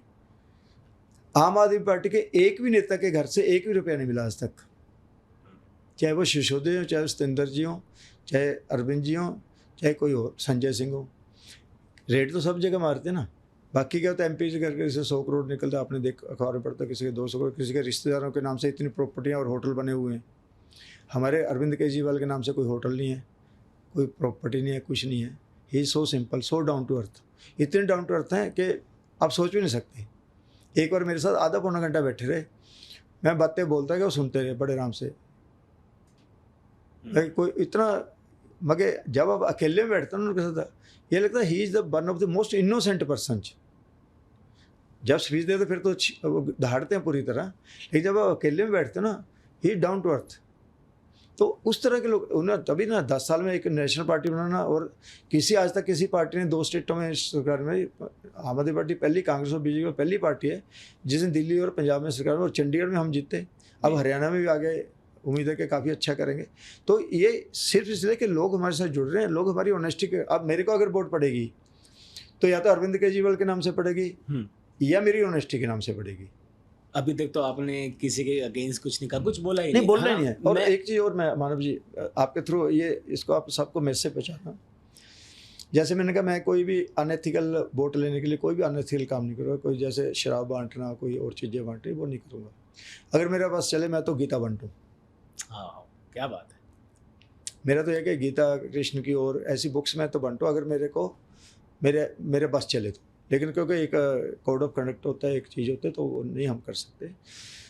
दूसरा क्या है, ये अब मैसेज सारी दुनिया में पहुँचाओ। मैं इनफैक्ट एक चीज़ आपसे जानना चाह रहा हूँ कि अभी तक आपने किसी के अगेंस्ट कुछ नहीं बोला, किसी कुछ बात ऑब्वियसली। आज इस पॉडकास्ट के माध्यम से अगर आप अपने जो विपक्षी दल के जो नॉमिनीज हैं, हाँ, उनको क्या मैसेज देना चाहेंगे? उनको मैं एक भाई अपने बीच में रोका। देखिए, एक 48 घंटे पहले एक रेस्ट्रिक्शन लगे थे कि आप पब्लिसिटी नहीं कर सकते जी। लेकिन सारे इंडिया में इलेक्शन वाले दिन बूथ लगाती है सारी पार्टियां। वो बूथ के बाहर अपने टेबल चेयर लगाते हैं और वहाँ पे बैठते हैं 5 लोग। जब आपने 48 घंटे पहले ये कहते हैं आप पब्लिसिटी नहीं कर सकते, तो आप बिल्कुल बूथ के बाहर बैठकर अपने लोगों को बैठा कर क्यों पब्लिसिटी करते हैं? पहले लोग कहते हैं कि अब वोटर की अवेयरनेस के लिए हम रखते हैं, वहाँ पे पूरी स्लिपें रखती हैं, तो जो वोटर आता है हम टिक करते हैं कौन वोट देगा कौन नहीं देगा। लेकिन अब उसकी ज़रूरत नहीं रही, क्योंकि इलेक्शन कमीशन का अपना टेबल लगता है हर बूथ के बाहर, वो वोटर को गाइड करते हैं, तो वोटर को गाइड करने की जरूरत नहीं है। लेकिन उस बूथ पे करोड़ों रुपया लोगों का खर्च होता है। जैसे आनंदपुर साहब की कंस्टिट्यूंसी, इसमें 1100 बूथ हैं। अब 1100 बूथ पे कितने लोग आप बिठाओगे, कितने टेबल चेयर लगाओगे, तो एक मेजर खर्चा आपका हो जाता है। मेरा ये चैलेंज नहीं है, एक मेरा सजेशन है, अगर चंद्रमोहन जी और ज्ञानचंद जी चाहें, मैं इस चीज़ का पक्षधर हूँ कि इस बार इलेक्शन के टाइम पे बाहर बूथ ना लगाए जाए। ठीक है। क्योंकि आपकी पब्लिसिटी 48 घंटे पहले रुक गई, उसके बाद आपको किसी को कोई हक नहीं है कि आप वोटर को इन्फ्लुएंस करो। वहाँ पे बूथ लगाने का मतलब, आपका टेबल लगाने का मतलब है कि आप वोटर को अपनी शक्ल दिखा के, अपनी बात करके इन्फ्लुएंस करते हो। तो मैं तो बल्कि इलेक्शन कमीशन से भी कहूँगा कि अब इलेक्शन कमीशन आपने जब बाहर टेबल लगाता है तो पॉलिटिकल पार्टी को अलाउ नहीं होना चाहिए, क्योंकि आपने जो करना था 48 घंटे पहले आपने जो करना था कर लिया। उसके बाद एक पीरियड होता है साइलेंट पीरियड, कि लोगों को सोचने का मौका मिलना चाहिए। उस वक्त तो उसके माइंड में कोई इन्फ्लुएंस नहीं होना चाहिए। तो अगर आपने बाहर, आप जैसे वो एंटर करे आप बाहर खड़े हो, तो वो बाइस्ट हो जाता है। लेकिन मेरे को इसलिए लगाना पड़ेगा क्योंकि दोनों पार्टियाँ लगाएंगी। अगर दोनों पार्टियाँ नहीं लगाते, आई एम द फर्स्ट कि मैं एक भी पोलिंग स्टेशन के बाहर कोई एक भी अपना टेबल नहीं लगाऊंगा। इलेक्शंस की बात ही आपने एक ये बात कही, अच्छी बात है। एक साइलेंट पीरियड होना चाहिए, इंसान को अपने हिसाब से सोचकर वोट करने का पूरा हक है। बिल्कुल, हर एक को सोच के वोट और करने क्या का क्या चीज़ें होनी चाहिए, dos and don'ts of election, एक एथिकल इलेक्शन का एथिकल इलेक्शन का देखो, मैं मेरे एक और रोल मॉडल हैं टीएन सेशन। टीएन सेशन एक ऐसे इलेक्शन कमिश्नर हुए इंडिया में कि उन्होंने पूरे इलेक्शन का सिस्टम ही बदल दिया। इतना अच्छा इलेक्शन का सिस्टम बना दे कि उसके बाद उसको वायलेट करना बड़ा मुश्किल हो गया सबके लिए। एक्सपेंडिचर लिमिट्स देनी, क्या डूज एंड डू नॉट बना दिए। उससे पहले क्या होता, बूथ पूरे के पूरे कैप्चर हो जाते थे। खासकर अब देखो बिहार, यूपी वगैरह में लोग पूरा बूथ ही कैप्चर कर लेते थे। लेकिन उसने इतने अच्छे उन्होंने रूल बना दिए कि उसको आज तक कोई वायलेट नहीं कर सका, और बहुत इंडिया में फ्री एंड फेयर इलेक्शन होते हैं। मेरी ये पॉलिटिकल पार्टी को सजेशन है कि भाई, जैसे मैंने कहा कि आप किसी के अगेंस्ट मत बोलो, थ्रू आउट योर कैंपेन आप अपनी बात रखो जी। दूसरे ने कहेगा उसको लोग देखेंगे। अगर किसी ने करप्शन किया तो लोग उसको देख रहे हैं। आपने क्या किया या आपने क्या करना, आप अपने बारे में बताओ। आप अपनी लाइन लंबी करो, दूसरी की लाइन काटने की मेरे को जरूरत नहीं पड़ेगी। अपने में अच्छा काम करते और अच्छे से अच्छी डिबेट्स हो पॉलिटिकल। मैं तो कहूँगा कि जैसे अमेरिका में होता है, कैंडिडेट्स बैठे हैं, वो अपने अपने पॉइंट्स बताएं, डिस्कस करें, कोई उसमें हर्ज नहीं है जी। और जो ये बात होती है कि इलेक्शन के दिनों में कुछ अननेसेसरी कोई चीज़ें निकल आती हैं, कोई ना कोई स्कैंडल निकाल देता है, कुछ ना कुछ बंदे का दूसरे ओपोनेंट का निकाल, वो at least I am not for this. आप नीट एंड क्लीन रखो। किसी का पर्सनल लाइफ, हर एक की पर्सनल लाइफ होती है। पर्सनल लाइफ में कहीं कुछ किए होते हैं, कई बातें होती है, उसको आप इलेक्शन के दिन में उजागर कर देते हो कि जी उसकी वो उसने उस वक्त ही उसके कॉलेज टाइम में कोई गर्लफ्रेंड थी, कोई उसने वहाँ पे कोई ऑडियो निकाल दी। जैसे आपने देखा पंजाब के इलेक्शन, अरविंद केजरीवाल जी की वाइफ की, सुनीता जी की एक ऑडियो निकाल दी कि वो राघव चड्ढा से अपनी बेटी की शादी कर रहे हैं। मुझे ये बिल्कुल बेफालतू की चीज़ होती है। छोड़ के फिर मगर पर्सनल अटैक, देखो हर एक बंदे की पर्सनल लाइफ होती है, पर्सनल लाइफ में अच्छी और बुरी चीज़ें होती है। अब कोई बंदा अपने घर में अपनी वाइफ से कैसे बनती है कैसे नहीं बनती, इससे पब्लिक को क्या लेना देना। इन चीज़ों को आप डिबेट करो, आप इश्यूज़ पे बात करो, वो होना चाहिए। मगर किसी ने अपने बचपन में क्या किया, कॉलेज टाइम में क्या किया, या पर्सनल लाइफ में क्या कर रहा है, क्या उसकी पर्सनल लाइफ है, वो सिगरेट पीता है, शराब पीता है, तो पीता है, उसमें किसी को क्या लेने देना। Personal life should be out of the politics until unless it is criminal और इफेक्ट कर रही हो। हाँ, पॉलिटिक्स, ठीक। सर मूवीज देखते हैं आप? पहले तो देखो मैं मूवीज बहुत देखता था कॉलेज टाइम में। अब टाइम निकलता है मेरे को movies याद पे। है जब +2 में मैंने प्री मेडिकल की थी पहले, जी। तो मेरे को पता है कि वहाँ जलंधर में ना सिनेमा की लाइन होती थी, ज्योति सिनेमा और ऐसे 4 सिनेमा। तो एक में संडे के दिन एक मूवी से निकले, दूसरी में चले जाते, दूसरे निकले, तीसरी में। तो 130 मूवी मेरे को याद है मैंने देखी थी। तब नावल पढ़ने का और मूवी देखना बड़ा शौक था, लेकिन उसके बाद टाइम के साथ तो क्या हुआ, निकलते गए निकले। अब तो कभी साल में कोई बहुत अच्छी मूवी आई, जैसे पीछे दीपिका पादुकोण की मूवी आई थी पद्मावत। हाँ पद्मावत, yes। दीपिका की थी सर, बिल्कुल हाँ, दीपिका की थी वो देखी। एक हाँ जी, शाहरुख खान और इसकी थी जवान, पठान। हाँ कुछ ऐसे, मगर कुछ मूवी जो लोग कहते हैं कि बच्चे कहते हैं कि बच्चे, मेरे को तो बच्चे भी मूवी ले जाते हैं, तो ऐसे देखते। अदरवाइज हाँ कोई ये लगे कि अच्छी है तो टीवी पे भी देख लेते हैं। फेवरेट हीरो कौन थे बचपन से, जिनको बोले यार, जिनका स्टाइल बड़ा एडमायर करते थे आप, फुल ऑफ? मेरे को राजेंद्र कुमार बड़े अच्छे लगते थे। अच्छा। बड़ा कूल सा जो कैरेक्टर था ना, और राजेंद्र कुमार वो मेरे महबूब तुझे मेरी मोहब्बत की कसम, कुछ ऐसा। बहारों फूल बरसाओ मेरा महबूब है, वो गाना। एक गीत फिल्म थी, गीत फिल्म में बड़ा अच्छा था गाना था, वो बांसुरी बजाता है, तो वो मेरे मगे बड़े मन में रहा है। आजा तुझको पुकारे मेरे गीत रे, मेरे सर मूवीज़ में ना, बॉलीवुड मूवीज़ की बात करें तो एक अलग ही छवि दिखती है।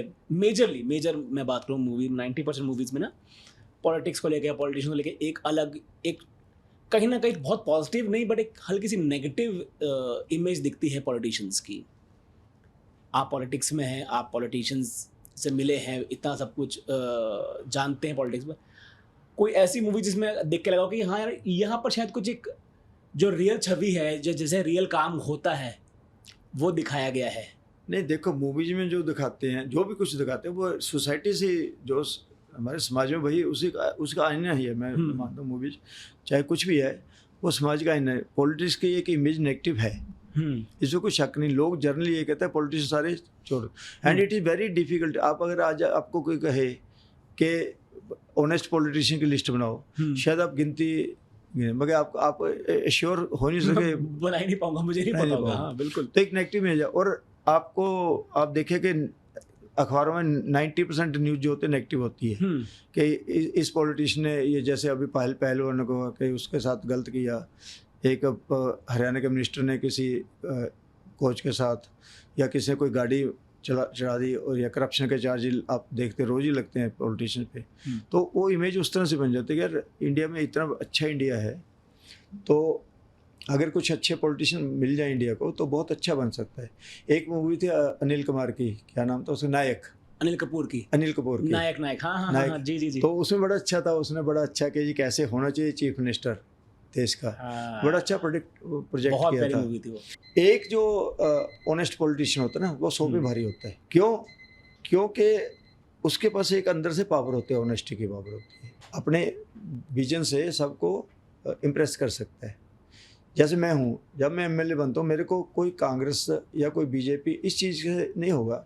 मेरा जो एजेंडा है जी, वो मैं एजेंडा अपना निकालूँ, ठीक है ना। आपको मैं एग्जांपल दूँ, दुबई, किसी टाइम में दुबई ना बिल्कुल एक, जैसे पंजाब का कोई गांव होता है, आप उनके म्यूजियम में देखो, उसमें दिखाते हैं वही लालटेन, और बिल्कुल पंजाब के गांव की तरह था।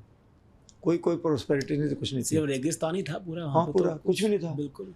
एक राजा आया, उसने कहा मैं दुबई को बनाता हूँ। उसने ऐसा कुछ किया कि ठीक है, यहाँ पे जो भी इनकम होगी आपको इनकम टैक्स फ्री। मानवीय आप हैरान हो गए कि दुबई में अगर दुनिया की से 100 जेसीबी हैं, 100 में से 70 जेसीबी दुबई में काम करती हैं। इतनी डेवलपमेंट हो रही है कि समुद्र के नीचे 27 मंजिल तक उन्होंने होटल तक बना दिए। दैट इज कॉल्ड, क्या विजन था, विजन इतना स्ट्रॉन्ग था उसका कि आज दुबई जो है वर्ल्ड की, सारे लोग दुबई में घूमने जाते हैं, करोड़ों लोग। इतने बड़े बड़े मॉल, इतने बड़े बड़े समुद्र के साथ बीचेज, जबकि मुस्लिम कंट्री है, लेकिन वहाँ का इतना अच्छा रूल सिस्टम जो है कि कोई कानून वायलेट नहीं करता। फॉरेनर जाए तो वो अपने तरीके से रहते हैं, लोकल जो है वो अपने मुस्लिम लोगों के मुताबिक रहते हैं, and there is no conflict. Dubai में मैं गया पीछे तो उन्होंने बताया कि दुबई में इतना है कि एक कुंवारी लड़की 21 साल की पूरे सर से पैर तक सोने से लद के पूरा दुबई का चक्कर काटा है ना शहर का, अगर उसको कोई टच भी कर जाए तो हम शर्मिंदा होंगे। और उनका यह कि कोई अपराध करके आधे घंटे से ज़्यादा दुबई में रह नहीं सकता, पकड़ा जाता है। दैट इज कॉल्ड राम राज्य, वो दुबई में दिखाया। ऐसे Singapore one of the most corrupt country at one time. एक प्राइम मिनिस्टर आया, उसने कहा मैं बदल के दिखाता हूँ। आज सिंगापुर सबसे टॉप पे चल रहा है, बेस्ट कंट्री है और लोग कानून की इज्जत करते हैं। ये होता है ऑनेस्टी की, मगर एक बंदा ऑनेस्ट होता है ना, वो सारे सिस्टम को चेंज कर जाता है। मैं न्यूजीलैंड में 2 साल रहा। न्यूजीलैंड में लोग बेईमान है नहीं, आपको हराने को वहाँ कोई बेईमान है ही नहीं, क्योंकि गवर्नमेंट बिलीव्स यू।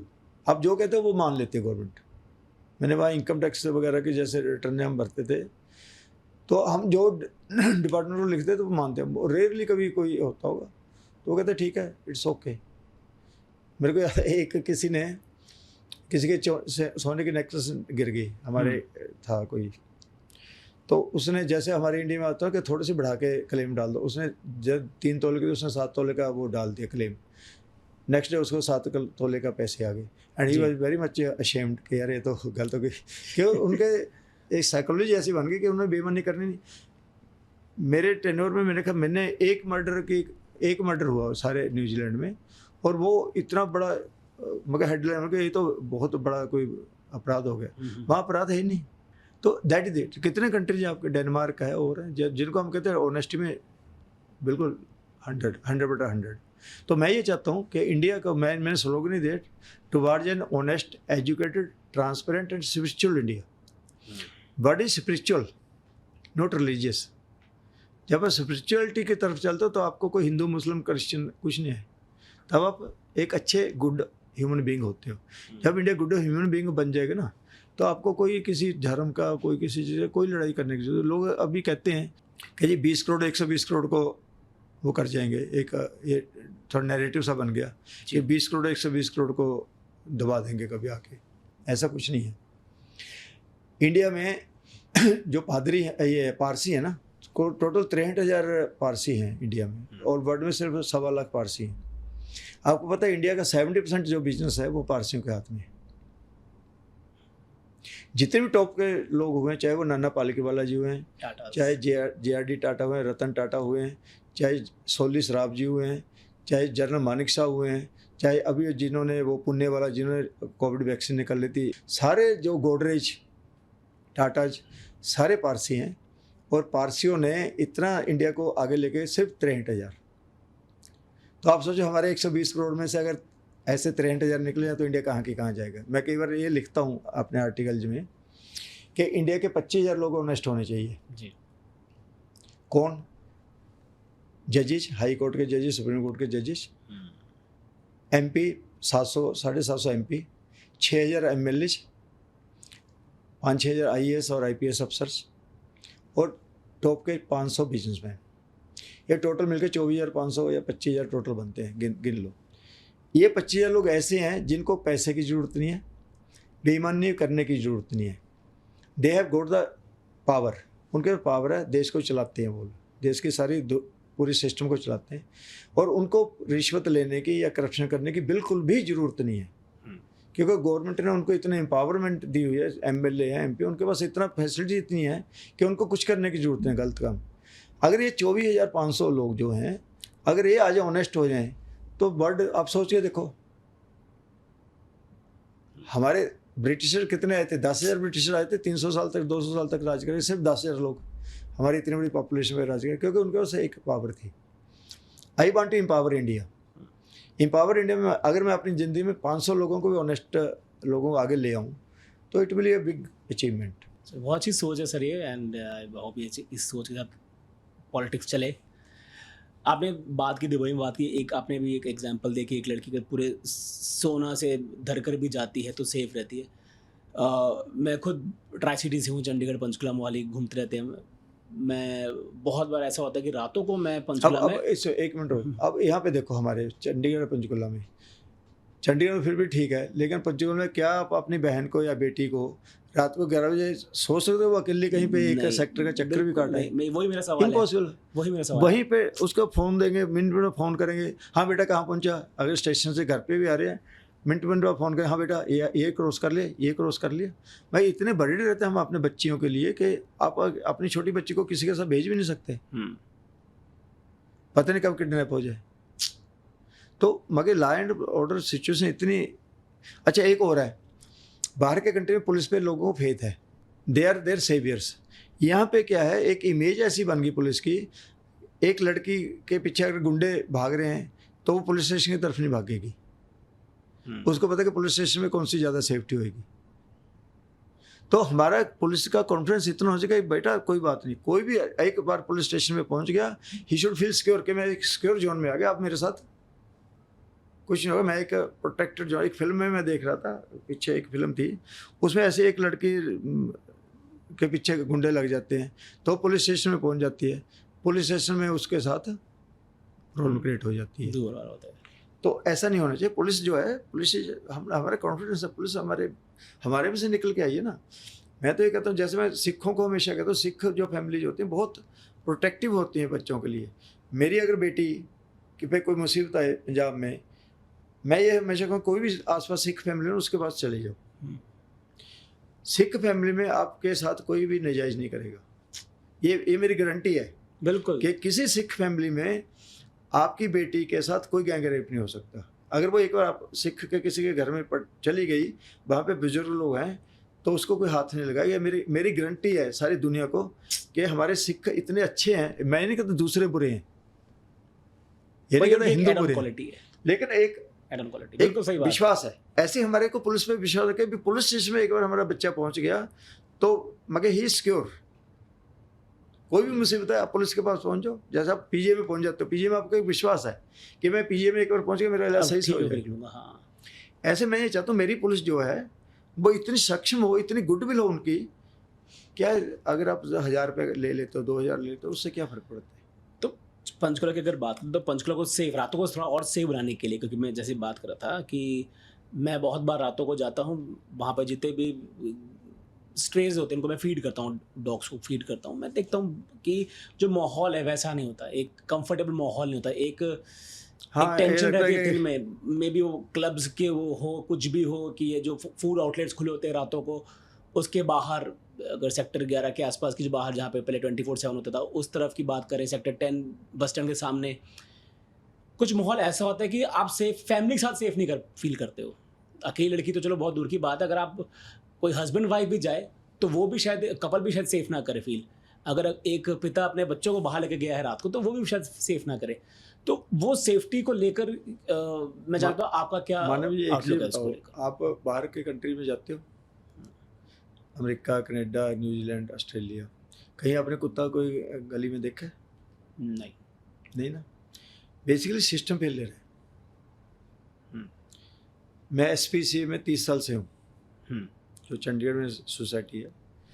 तो हमने भी बहुत ये होता है कि स्टरलाइजेशन, ABC प्रोग्राम करते हैं, बिल्कुल बहुत। लेकिन बेसिकली क्या है कि हर एक चीज़ में फ्लॉ आ जाता है। इस सिस्टम का फुल प्रूफ, एक तो पहले जो डॉग लवर्स हैं, देखो मैं, कई लोग मेरी इस बात को बुरा मानेंगे, लेकिन मैं ये कहता हूँ डॉग लवर्स हैं, आप जैसे डॉग लवर हो, आप स्ट्रे डॉग को खाना खिलाते हो, क्यों नहीं आप उसको अडॉप्ट कर लेते? चंडीगढ़ में मेरे है, हाँ भाई, मैं चंडीगढ़ में 7,000 या 10,000 डॉग होंगे, इससे ज़्यादा तो नहीं है। कितने डॉग लवर्स फैमिली, लाखों फैमिलीज हैं। उनको आप बाहर जाके खाना खिलाते हो, पानी पिलाते हो, उसको घर पे ले आओ, तो स्ट्रे डॉग खत्म हो जाएंगे। मैं तो मैं जैसा अगर कोई मेरे से बात करता है, मैं कहता हूँ कि each one adopt one, simple सी बात। और अडॉप्ट करना ये नहीं कि आप घर में ही रखो, क्योंकि ये आप घर में रख लो उसको। देखो कोई भी होता है, कई लोग कहते हैं इस नस्ल का कुत्ता होना चाहिए, कोई फर्क नहीं पड़ता। जो देसी हमारे डॉग्स है ना, मेरे सर उनकी बहुत अच्छी नस्ल है, बहुत अच्छी है, सबसे बेस्ट नस्ल है सर वो। उनको प्यार करोगे तो आपके चाटेंगे आपको, बिल्कुल। उनको घर में रख लो, एक एक डॉग अपने रख ले तो रख लो, क्या फर्क पड़ता है। मेरे घर में 6 इंडीज हाँ। रखे हुए मैंने, वो मेरे अगर साथ आपको ही प्यार उड़ते है तो रहते आप हैं। उसको हाँ, फीड करते हो, वो बाहर घूमता है, उसको अपने घर में रख लो। 7,000 या कितने डॉग होंगे, 10,000 होंगे। पंचकुला में तो मेरे 2,000 3,000 डॉग होंगे। बिल्कुल बिल्कुल। तो कुछ फैमिली अडॉप्ट कर लें, या फिर मैं तो कहता हूँ हर गली में कोई अगर एक घर भी हाँ। रिस्पॉन्सिबिलिटी ले एक डॉग की ना, तो ये मामले तो खत्म उसको हो आप स्टरलाइज भी करा सकते हो, उसका Sterilize ध्यान भी करा, रख सब कुछ सकते हो। करा। अब गली में घूमता है, एक के 10 हो जाता है। तो बेसिकली हमें ना एनिमल लवर जो है ना, एक कल्चर ऐसा बनाना चाहिए कि एनिमल लवर हो तो मेरे पास, मेरे घर पे बिल्लियाँ हैं, 3-4 बिल्लियाँ घर पे रहते हैं, वहीं पे हम खाना खिलाते हैं, वहीं वहीं पे पर रखते होता हैं। तो बड़ा अच्छा लगता है। वो मेरी पोती है, वो तो उसको उसके साथ ऐसे उसको पकड़ के रखती है। तो मैं बाहर निकलता हूँ, मेरे पैरों में ही घूमती रहती है बिल्ली, तो अच्छा लगता है। पर कहने का मुझे लगता है लोगों की सोच थोड़ी और भी चेंज होनी चाहिए। जैसे मैं अगर अपनी बात नहीं करूँ, किसी की बात भी करूँ, जैसे आप भी, आप रोज आप जैसे आपने बताया कि बिल्ली आपके घर में, आपका भी एक एज अ एनिमल लवर एक मैं साइड देख रहा हूँ, मैं खुद थोड़ा जुड़ा होता हूँ एनिमल्स के साथ में, पर हर इंसान नहीं जुड़ पाता उनको। नहीं, फिर आप ये तो कहते बट हो कि एक मैं कुछ जी बाहर जाके खाना खिला दूंगा, ठीक है, बाहर वो आप काटेगा भी नेचुरली। अब मई के महीने में तो उनको पानी नहीं मिलता, तो वो बड़े एग्जैक्टली अग्रेसिव माई हो पॉइंट, जाते हैं। मेरा यही पॉइंट है कि क्या ऐसी व्यवस्था बननी चाहिए कि जिससे, क्योंकि सी एक एनिमल लवर एक घर में शायद 2 रख ले, 3 रख ले, 4 नहीं, रख एक ले, रख ले, एक रख ले, मतलब मैं तो बोल रहा हूँ एक भी रख ले। आप एक एनिमल, लेकिन अगर आप एनिमल लवर हो तो एक एनिमल रख लो, उसमें क्या इतनी प्रॉब्लम है। पॉपुलेशन है डॉग्स की, मुझे लगता है जो नहीं, वो पॉपुलेशन अपना टाइम पे से खत्म हो जाएगी, स्टरलाइजेशन से। क्योंकि जब आप अपने घर में डोर रखते हैं एंड इफ ही और शी इज स्टरलाइज्ड, तो आगे तो नहीं होगा ना। आगे बात ठीक है, लेकिन हर कोई नहीं रख पाएगा, हर कोई नहीं, हर कोई नहीं रख पाएगा। कुछ तो लोग तो आगे हैं जो ना। जो गली में ही पल बढ़ रहे हैं, मैं मानव जी, उनके कुछ लिए, लोग तो आगे हैं ना। हाँ, अब स्ट्रे डॉग्स तो अनटचेबल को मानते हो कि स्ट्रे डॉग मैंने, वैसे आप 1 लाख रुपए का डॉग ले आओगे कि ये ब्रीड है, वो breed है, उसको अपने सराहने में भी रखोगे, अपने गोद में रखो, अपने से सुलाओगे भी। स्ट्रे डॉग को आप अनटचेबल की तरह रखते हो कि जी इसको मैं खाना तो खिलाऊं, लेकिन मेरे घर के अंदर नहीं आना चाहिए। बिल्कुल बिल्कुल सही बात की आपने। वो जो साइक ये है ना, change वो करनी माइंडसेट है, पड़ेगी वो चेंज हो कि यार सब अब बिलीव में। एक काला बच्चा है, एक गोरा बच्चा है, गोरा बच्चा तो अपना है, काला बच्चे को मैंने हाथ नहीं लगाना, ये तो कोई बात ना बनी। बिल्कुल, ऑल आर ह्यूमन बींग्स, चाहे कोई हैंडीकैप है, चाहे कोई, अब आप किसी का बच्चा हैंडीकैप पैदा होता है तो उसको क्या घर से निकाल दोगे आप? मगर you be a good human, सबसे मेरा एक ही, you be a good human. अगर आपको, आप डॉग लवर हो और आपको अच्छा लगता है कि एक कुत्ते को आप घर में रख लो, क्या आफत आ जाएगी? बिल्कुल। कितना खा लेगा वो साल में? 1,000-500 रुपए का खाना खा लेगा, कितनी बड़ी बात है। एंड इफ यू कैन बात बहुत अच्छी कही। आई होप कि ये चीज़ हो जाए, जितने भी लोग। गवर्नमेंट सारा कुछ नहीं कर सकती, हम सारी चीज़ गवर्नमेंट पे नहीं थोप सकते, कुछ चीज़ें हमें एज ए सिटीजन हमें भी करनी है। तो ये डॉग्स की जो है, देखो डॉग कैंडल बना लोगे, डॉग पॉन्ड बना लो, वो ठीक है, लेकिन अगर फिर आपको हम किस कुत्ते को प्यार करें, किस डॉग को प्यार करें, किस बिल्ली को प्यार करें? अगर आपने प्यार करना है तो उसको एक जानवर को अपने घर में बच्चे की तरह रख लो, क्या आफत है? सर मेरे से ज़्यादा खुश इंसान कोई नहीं होगा जिस दिन ये हो गया कि सारे बच्चे नहीं जो होना हैं वो चाहिए। अडॉप्ट हो देखो जाएं। भैया, पॉजिटिव पॉलिटिक्स का मतलब क्या है? हाँ, पॉजिटिव पॉलिटिक्स का मतलब ये है कि आप सोसाइटी को एक, गीता में क्या लिखा है कि जो अग्रणी लोग होते हैं, पब्लिक उनको फॉलो करती है, जनता उनको फॉलो करती है। जी, आपके रोल मॉडल है, जैसे अमिताभ बच्चन आप लोगों का रोल मॉडल है, सलमान खान आपका रोल मॉडल बन गया, ऐसे पॉलिटिक्स में रोल मॉडल है, या जो इंडस्ट्रियलिस्ट हैं आपके रोल मॉडल, रतन टाटा जैसे रोल मॉडल है। तो गीता ये कहती है कि जो अग्रणी लोग हैं उनको बहुत अपना करैक्टर और अपना जो डे टू डे वर्किंग है वो बहुत नीट एंड क्लीन रखनी चाहिए, क्योंकि आपको हज़ारों लोग फॉलो कर रहे होते हैं, हज़ारों लोग आपको देखते हैं। अगर आप एक भी थोड़ा सा काम गलत करते हो तो सारी दुनिया गलत करती है। एक हीरो ने डबल शादी कर ली तो लोग क्या कहेंगे, उसने भी तो कर ली ना, तो मैं भी कर लूँगा, क्या फ़र्क पड़ता है? तो आप एक सिस्टम को डीजेनरेट कर रहे हो। तो जो टॉप पे बैठे, they are responsible for the society. अगर मैं प्रेम कर दूँ, मैं सोसाइटी में कोई गलत काम करता हूँ तो 100 लोग मेरे को फॉलो करेंगे। तो आई हैव टू, मेरे को बहुत ज़्यादा कोशिश होना चाहिए इस चीज़ के लिए कि मैं कोई ऐसी बात ना करूँ जो कि एक गलत एग्जाम्पल सेट करे। लोग, अब मेरे बच्चे हैं, मैं आपको बताऊँ, मेरे ऑफिस में कोई चाय नहीं पीता, सिगरेट की मैंने वो एस्ट्रे भी नहीं रखी। कितने जो भी मेरे ऑफिस में, किसी की हिम्मत ही नहीं पड़ी कि वो सिगरेट पिए। अब एक एटमोसफियर ऐसा बन गया, एक बड़ा पॉजिटिव एटमोसफियर, आपको भी आओ, बड़ा पॉजिटिव। बच्चों को पता है कि सर चाय नहीं पीते तो उनको भी लगता है कि चाय ना पियो, बाई एंड लार्ज। कोई नॉन वेज नहीं खाता। तो धीरे धीरे वो आपका एक सिस्टम बन जाता है। मैं ये नहीं कहता नॉन वेज खाने वाले बुरे हैं, आपकी चॉइस है, इट इज़ योर चॉइस, मगर नॉन वेज में कोई ऐसे नहीं। लेकिन हाँ, अगर आप जैसे मैं इस्कॉन से जुड़ा हूँ, हरे कृष्णा जुड़ा हूँ, हमारे अलाउड नहीं है कि हम नॉन वेज खाएं, तो we follow the rules. Sir मैंने आपके ना हाथ में मौली नोट करी ऐसे सेम। यस, मेरे हाथ में कोई वो नहीं है, कोई रिंग नहीं है, कोई घड़ी नहीं है, अच्छा, कोई वो जैसे होता है ना लोग पहन लेते, कुछ नहीं है, खाली हाथ है, सिर्फ ये भगवान की मौली है। ये मेरे भी कहाँ से बंदी हुई आपने ये उज्जैन जाते ना, हाँ जी हाँ जी, तो वहाँ पे महाकाल मंदिर है, हाँ जी हाँ जी, तो वहाँ पे वो बाहर बांधते हैं। और मैंने देखा, बाकी मैं मौली पहले ही बांधता था, वो 2-4-10 दिन में गिल्ली होके या कुछ हो गया उसको काट के फेंक देते।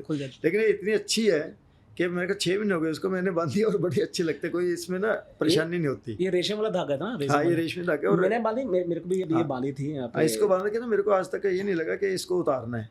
और एक है ना वैसे ही वो हो गया कि मैं इसको ऐसे खेलता रहता हूँ, और एक फीलिंग ऑफ सिक्योरिटी सी रहती है।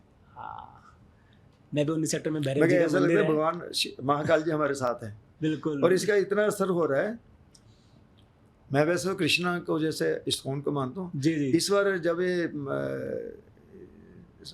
सावन का महीना होता है ना, उसमें शिव जी भी पूरा 1 महीना मैं शिव जी पे जल चढ़ाता रहा, मगर पूरा वो सावन का महीना जो भी होता है पूरा डेली जल, मगर कुछ ना कुछ इसका असर हो रहा है। हो सकता है कि कोई भगवान ने कुछ किया हो। कितना मानते हैं भगवान को आप? कितना मतलब मानव जी ऐसा है, मैं एक बार ना हमारे रथ यात्रा के लिए एक ईओ थे, तो उनसे परमिशन लेने गया जी पंचकुला में। तो वो कहते, प्रेम जी आपने भगवान देखा है? मैंने कहा आपको भगवान दिखा दूं। बेसिकली क्या है कि भगवान जो है ना, आपको भगवान पे 100 नहीं 1000% फेथ होना चाहिए। आपको अपने फादर पे फेथ है? बिल्कुल। आपका तो वो मेरा फादर है, कोई आपको डाउट तो नहीं होता? आपको अपनी मदर पे डाउट तो नहीं है? अगर कोई पूछे आपका ये फादर है, आपको हाँ इसमें कोई शक है? ऐसे भगवान पे हमें फेथ होना चाहिए कि भगवान है। जब हमें ये चीज़ फेथ होता है, हमें कहीं ना अंदर से ये रहता है यार हो सकता है या नहीं है। जब हमारा फेथ 100%, हम कोई गलत काम कर ही नहीं सकते, क्योंकि हमें पता भगवान है। आप रिश्वत लेते हो, उस वक्त आपको डाउट होता है कि भगवान नहीं है। अगर आपको विश्वास होगा कि भगवान है तो आप रिश्वत नहीं लोगे, हो ही नहीं सकता है आप रिश्वत ले लो, क्योंकि आपको तो भगवान मेरे साथ खड़ा है। मैं तो हमेशा लेके चलता हूँ कृष्ण जी मेरे साथ खड़े हैं, तो मैं गलत काम कैसे करूँगा? सूरज है ना जी, इसको आप ये तो नहीं कह सकते सूरज नहीं है, तो वो भगवान ही तो है। सूर्य देव, चंद्र देव। मैं तो ये कहता हूँ हवा है, जैसे लोग कहते हैं कण कण में भगवान है। हवा है, हवा क्या है? भगवान ही तो है। कहानी है हवा, बताओ। आपके शरीर के अंदर भी है, बाहर भी है, कण कण में है, आसमान में भी है, जमीन में भी है, समुद्र में, सब जगह पे है जी। तो हवा को भगवान मान लो, सूरज को भगवान लो, सर्वव्यापी है, सर्व। मैं तो एक मंत्र मैं जो प्रार्थना करता हूँ भगवान को, मैं कैसे याद करता हूँ, हे परम पिता परमात्मा, जगत पिता जगत गुरु, अनंत अनादि आदि पुरुष गोविंद, करुणा सिंधु कृपा सिंधु दीन बंधु दीननाथ पतित पावन भक्त वत्सल भगवान, सर्व हितकारी, सर्व व्यापक, सर्व शक्तिमान, सर्व प्रिय, सर्व सुंदर, सर्वेश्वर, जगत के कण कण में व्यापक, जगत बनाने वाले, जगत बनने वाले, हे पार परमात्मा, मैं आपको प्रणाम करता हूँ, चारों ओर से प्रणाम, कोटि कोटि प्रणाम करता हूँ। आपका धन्यवाद, आपका शुक्रिया। ये एक इसमें सब कुछ है, सारे धर्म आ जाते हैं, सब कुछ आ जाता है। आपने बताया आप इस्कॉन से भी जुड़े हुए हैं। इस्कॉन से शुरुआत कब हुई? कितने टाइम से आप जुड़े हुए हैं? हाँ, इस्कॉन से क्या है कि मेरा छोटे बेटे का बर्थ है 9 अक्टूबर 1989। हमने सोचा 5th बर्थडे अच्छे से मनाएंगे, तो एक तो ये तो दारू पार्टी रख लेते या जैसे बच्चों को, तो मेरे को किसी ने कहा कि इस्कॉन, तब मैं इस्कॉन से तब नहीं परिचित नहीं था, तो मेरे को किसी ने कहा इस्कॉन में बड़ा अच्छा कीर्तन करवा सकते हो आप। तो मैं इस्कॉन में फर्स्ट टाइम गया, तो वहाँ पे नरोत्तम प्रभु जी थे, उनको मिला, तो उनको कहा हम बर्थडे मनाना चाहते हैं जी। तो वो कांति प्रभु जी, नरोत्तम प्रभु जी दोनों आए हमारे घर पे, पूरी अपनी मंडी को। तो उनके साथ 40-50 बच्चे थे, छोटे छोटे बच्चे, सबने पीली ड्रेस पहन रखी थी। वहाँ यहाँ पे गुरुकुल चलता था तब। तो वो मैंने भी अपने सारे सर्कल के लोग दोस्त थे, CH वगैरह बुला रखे थे। बड़ा अच्छा उन्होंने कीर्तन किया, इट वॉज रियली मेस्मराइजिंग, और छोटे बच्चों के साथ बड़ा अच्छा लगा। तो तब से इस्कॉन में थोड़ा सा इंटरेस्ट बन गया। उसके बाद मिसेज जाने लग गई धीरे धीरे, वहाँ पे कुछ डिवोटी ने हमें कल्टीवेट करना शुरू कर दिया। तो मेरे को याद है 1987 में पहली बार पंचकुला में जगन्नाथ रथ यात्रा आई। तो वहाँ पे हमारे जो गुरु जी हैं, गुरु महाराज गोपाल कृष्ण गोस्वामी महाराज, वो उस रथ यात्रा का सारा प्रबंध के लिए वहाँ पे आए। तो रथ यात्रा फर्स्ट बड़ी अच्छी हुई। तो गुरु महाराज जब रथ के साथ चलते उनको वाशरूम जाना था, तो उन्होंने कहा कि यहाँ वाशरूम, तो मेरा घर पास है, मैंने कहा चलो मेरे घर पे चलते। तो दैट वाज फर्स्ट टाइम के हमारे गुरु महाराज हमारे घर पे आए। तो उन्होंने वहाँ थोड़ी देर रेस्ट किया। तो उनका एक प्रभाव, उनका, क्योंकि संतों का एक ऑरा होता है जी, उनका ऐसा प्रभाव था, मैं ना मगे मन से एक तरह रोने लग गया। तो जब हमारी रथ यात्रा खत्म, नेक्स्ट डे हमारी रिव्यू मीटिंग थी, गुरु महाराज मेरे को कहने लगे कि आप चंडीगढ़ में आपको मैं सेक्रेटरी बनाता हूँ इसको उनका। तो उसके बाद इतनी धीरे धीरे धीरे बन गई थी। हमारे घर में 29 नवंबर 1999 को हमारे घर में प्रॉपर हमने मंदिर स्थापित किया। गोपाल कृष्ण गुरु महाराज आए और उन्होंने मूर्तियों की स्थापना, बहुत ही सुंदर, मगर चंडीगढ़ की सबसे सुंदर अगर मूर्तियाँ वो हमारे घर में, राधा गोविंद जी है उनका नाम है। तो उनकी हम पूजा करते हैं, बिल्कुल जैसे अपने घर में 2 बच्चे हो तो उस तरह से उनको रखा हुआ है। तो बड़े अच्छे से रखते हैं। अभी बल्कि पॉलिटिक्स का भी क्या हुआ, जैसे मैंने बताया मिसेज हमेशा इस चीज़ के अगेंस्ट थी कि पॉलिटिक्स में नहीं आते। तो पीछे गुरु महाराज आए होते 2 साल पहले, साल पहले शायद। तो हम लोग बैठे होते उनके पास, जब भी जाते हैं हम मिलने जाते। तो मिसी ने एक शिकायत लगाने की तरह ना उनको कह दिया कि गुरु महाराज इनको बोलो कि पॉलिटिक्स में अपना टाइम वेस्ट करते हैं, इनको बोलो कि नहीं करें। मेरे को गुरु महाराज ने कहा कि आप इलेक्शन लड़ना चाहते हो। मैं कहा अगर गुरु महाराज आप इजाज़त दोगे तो इलेक्शन लड़ लेंगे। कहते ऐसा है कि आज तक इस्कॉन का कोई भी रिप्रेजेंटेटिव, हरे कृष्णा कोई भी डिवोटी पार्लियामेंट में या किसी विधानसभा में नहीं गया, जबकि बाहर के कंट्री में, कई कंट्री में कृष्णा डिवोटी पार्लियामेंट में है, बाहर के कंट्री में। तो इंडिया में अगर कृष्णा कॉन्शियस लोग आ जाते हैं तो इस समाज के लिए बहुत अच्छा होगा। अगर आप, कंडीशन है कि आप हमेशा कृष्णा कॉन्शियसनेस में ही रहोगे। अगर आप कृष्ण कॉन्शियसनेस में रह के इलेक्शन लड़ते हो या किसी पार्लियामेंट या विधानसभा में जाते हो, तो ये सोसाइटी के लिए भी और समाज के लिए भी अच्छा होगा। मैं आपको एक एग्जांपल देता हूँ। जब हमारे प्रभुपाद थे, जो फाउंडराचार्य थे, मगर किसी स्पिरिचुअलिटी की पावर होती है। यूएन चार्टर बना ना, तो उन्होंने कहा कि ये कभी कामयाब नहीं होगा, कोई world will not be at peace, क्योंकि इसमें कोई भी जो मेंबर थे उसमें कोई भी कृष्णा डिवोटी नहीं था, कोई भगवान का भक्त नहीं था। जब तक भगवान का भक्त नहीं है तो कोई भी चीज़ कामयाब नहीं हो सकती, क्योंकि उसके अंदर कहीं ना कहीं, ये नहीं कि कृष्णा का ही, मगर कोई डिवोटी होनी चाहिए जो कि भगवान के नाम से काम कर सके। और हमारे प्रभुपाद की इतनी शक्ति थी। आपको याद होगा, आप तो बहुत छोटे बच्चे मगर नहीं थे तब, 70s में यहाँ पे दुनिया में हिप्पीज़म आ गया था। सारी दुनिया में हिप्पी हो गए थे। जो बच्चे अमेरिका में इतना वो चिलमे पीते रहते थे, यहाँ पे धर्मशाला में, नेपाल में, मैक्लोडगंज में, सारा दुनिया में हिप्पीज़म आ गया था। तो प्रभुपाद ने क्या किया, अमेरिका न्यूयॉर्क गए, वहाँ पे जो ऐसे अंग्रेज बच्चे थे, एक पार्क में बैठ के हरे कृष्णा कृष्णा कृष्णा हरे हरे, हरे राम राम राम हरे, ऐसे वो करताल लेके कीर्तन करते। तो उसके आसपास बच्चे को धीरे धीरे जितने ये हिप्पीज थे उनको उन्होंने हरे कृष्णा कहना सिखाया। आपको ये याद होगा, एक देवानंद ने फिल्म बनाई थी हरे कृष्णा हरे राम, उसमें गाना गाया। तो उसमें शुरू में ना स्टार्टिंग में ही प्रभुपाद वाले था दिखाया उन्होंने कि ये लोग हरे कृष्णा का कीर्तन करते घूम रहे हैं। तो उन्होंने एक गाना गाया, देखो ए दीवाना तुम्हें ये काम ना करो, राम का नाम बदनाम ना करो। उसमें बताया कि ये हिप्पी लोग ये राम का नाम कैसे ले सकते हैं, ये तो मलेश हैं। लेकिन सारी दुनिया में हिप्पीज़म खत्म हुआ और वही हिप्पी जो थे वो हरे कृष्ण डिवोटी बने। और आज जो इस्कॉन का हमारा मंदिर है वृंदावन में, उसको अंग्रेजों का मंदिर बोलते हैं। That is the thing. अगर मैं कई बार सोचता हूँ कि अगर मैं पॉलिटिक्स में आता हूँ ना, जैसे ड्रग है, ड्रग को ख़त्म मेरे जैसे लोग कर सकते हैं। क्योंकि जब तक हमारे पंजाब में कितने बच्चे जो हैं ड्रग ले रहे हैं, पंजाब हरियाणा कॉलोनी में जाता हूँ, राजीव कॉलोनी में ड्रग्स का बहुत एक नेटवर्क फैला हुआ है। जब उस यूथ को आप किसी और अच्छी लाइन में नहीं लगाओगे तब तक वो इसमें रहेंगे। उनको भक्ति में लेके आओ। मगर मैं तो ये सोचता हूँ, ये इलेक्शन कैंपेन में प्रचार ज़्यादा हो रहा है, इलेक्शन कैंपेन कम हो रही है। अगर मैं यूथ को भक्ति की तरफ लेके आता हूँ, I can be role model, तो उसमें क्या है कि अगर जब आप 16 माला का जप करोगे, आप गुरु ग्रंथ साहब पढ़ोगे या जो भी करोगे, तो आप ऐसे काम कर ही नहीं सकते जी। तो जो शुरू हुए थे, भगवान तो है, सिर्फ देखने की आंख होनी चाहिए। आपने ना प्रेम जी एक दो बार जिक्र किया कृष्णा कॉन्शियस का। मैं हालांकि पॉलिटिक्स बिल्कुल अलग हट गए, बट ये टॉपिक में बात करना चाहूँगा। कृष्णा कॉन्शियसनेस क्या है? क्या है ये थोड़ा जानना चाहता हूँ मैं। हमारे एक स्लोगन है, always remember Krishna, never forget Krishna. 24 घंटे खाते पीते जागते सोते आपके अंदर, मंत्र का मतलब क्या है, जो मन में निरंतर चलता रहे वो मंत्र।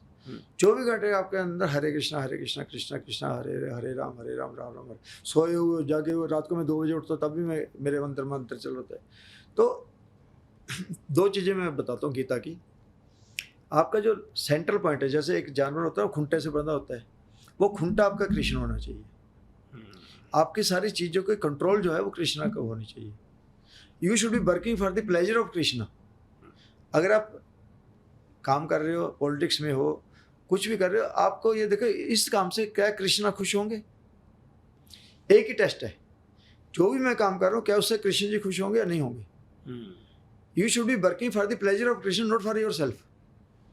कहना एक सेल्फ पॉलिसिंग हो जाती है इससे। हाँ, जब आप अपने लिए काम करते हो तो आप स्वार्थी हो जाते हो। जब आप भगवान के लिए काम करते हो, भगवान की खुशी के लिए काम करते हो, भगवान की प्रसन्नता के लिए काम करते हो, तो आपका वो जो कर्म होता है वो अकर्म हो जाता है, उसका आपको पाप नहीं लगता। भगवान ये कहते हैं ना, सुख दुख लाभ हानि सर्दी गर्मी यश अपयश सबको छोड़ के अर्जुन तुम युद्ध करो, तुम्हें कोई पाप नहीं लगेगा।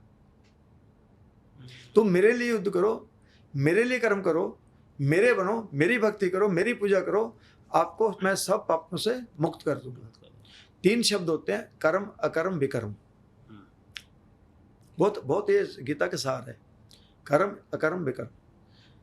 कर्म क्या होते हैं? जो आप कर्म करते हो, अच्छे काम करते हो, आप बच्चों को पालते हो, काम करते हो, अपना सीए का प्रैक्टिस करते हो, कोई भी आप अपना आरजे का काम करते हो, ये कर्म है जिससे आप रोटी रोजी कमाते हो जी। अच्छे का कर्म करोगे तो अच्छा फल मिलेगा, गलत करोगे तो जेल में जाओगे, ठीक है ना, कर्म। दूसरा हो गया विकर्म, आप गलत काम करते हो, हमेशा गलत काम करते हो, वो होता है विकर्म। उसका रिजल्ट हमेशा ही क्या होता है? गलत होता है।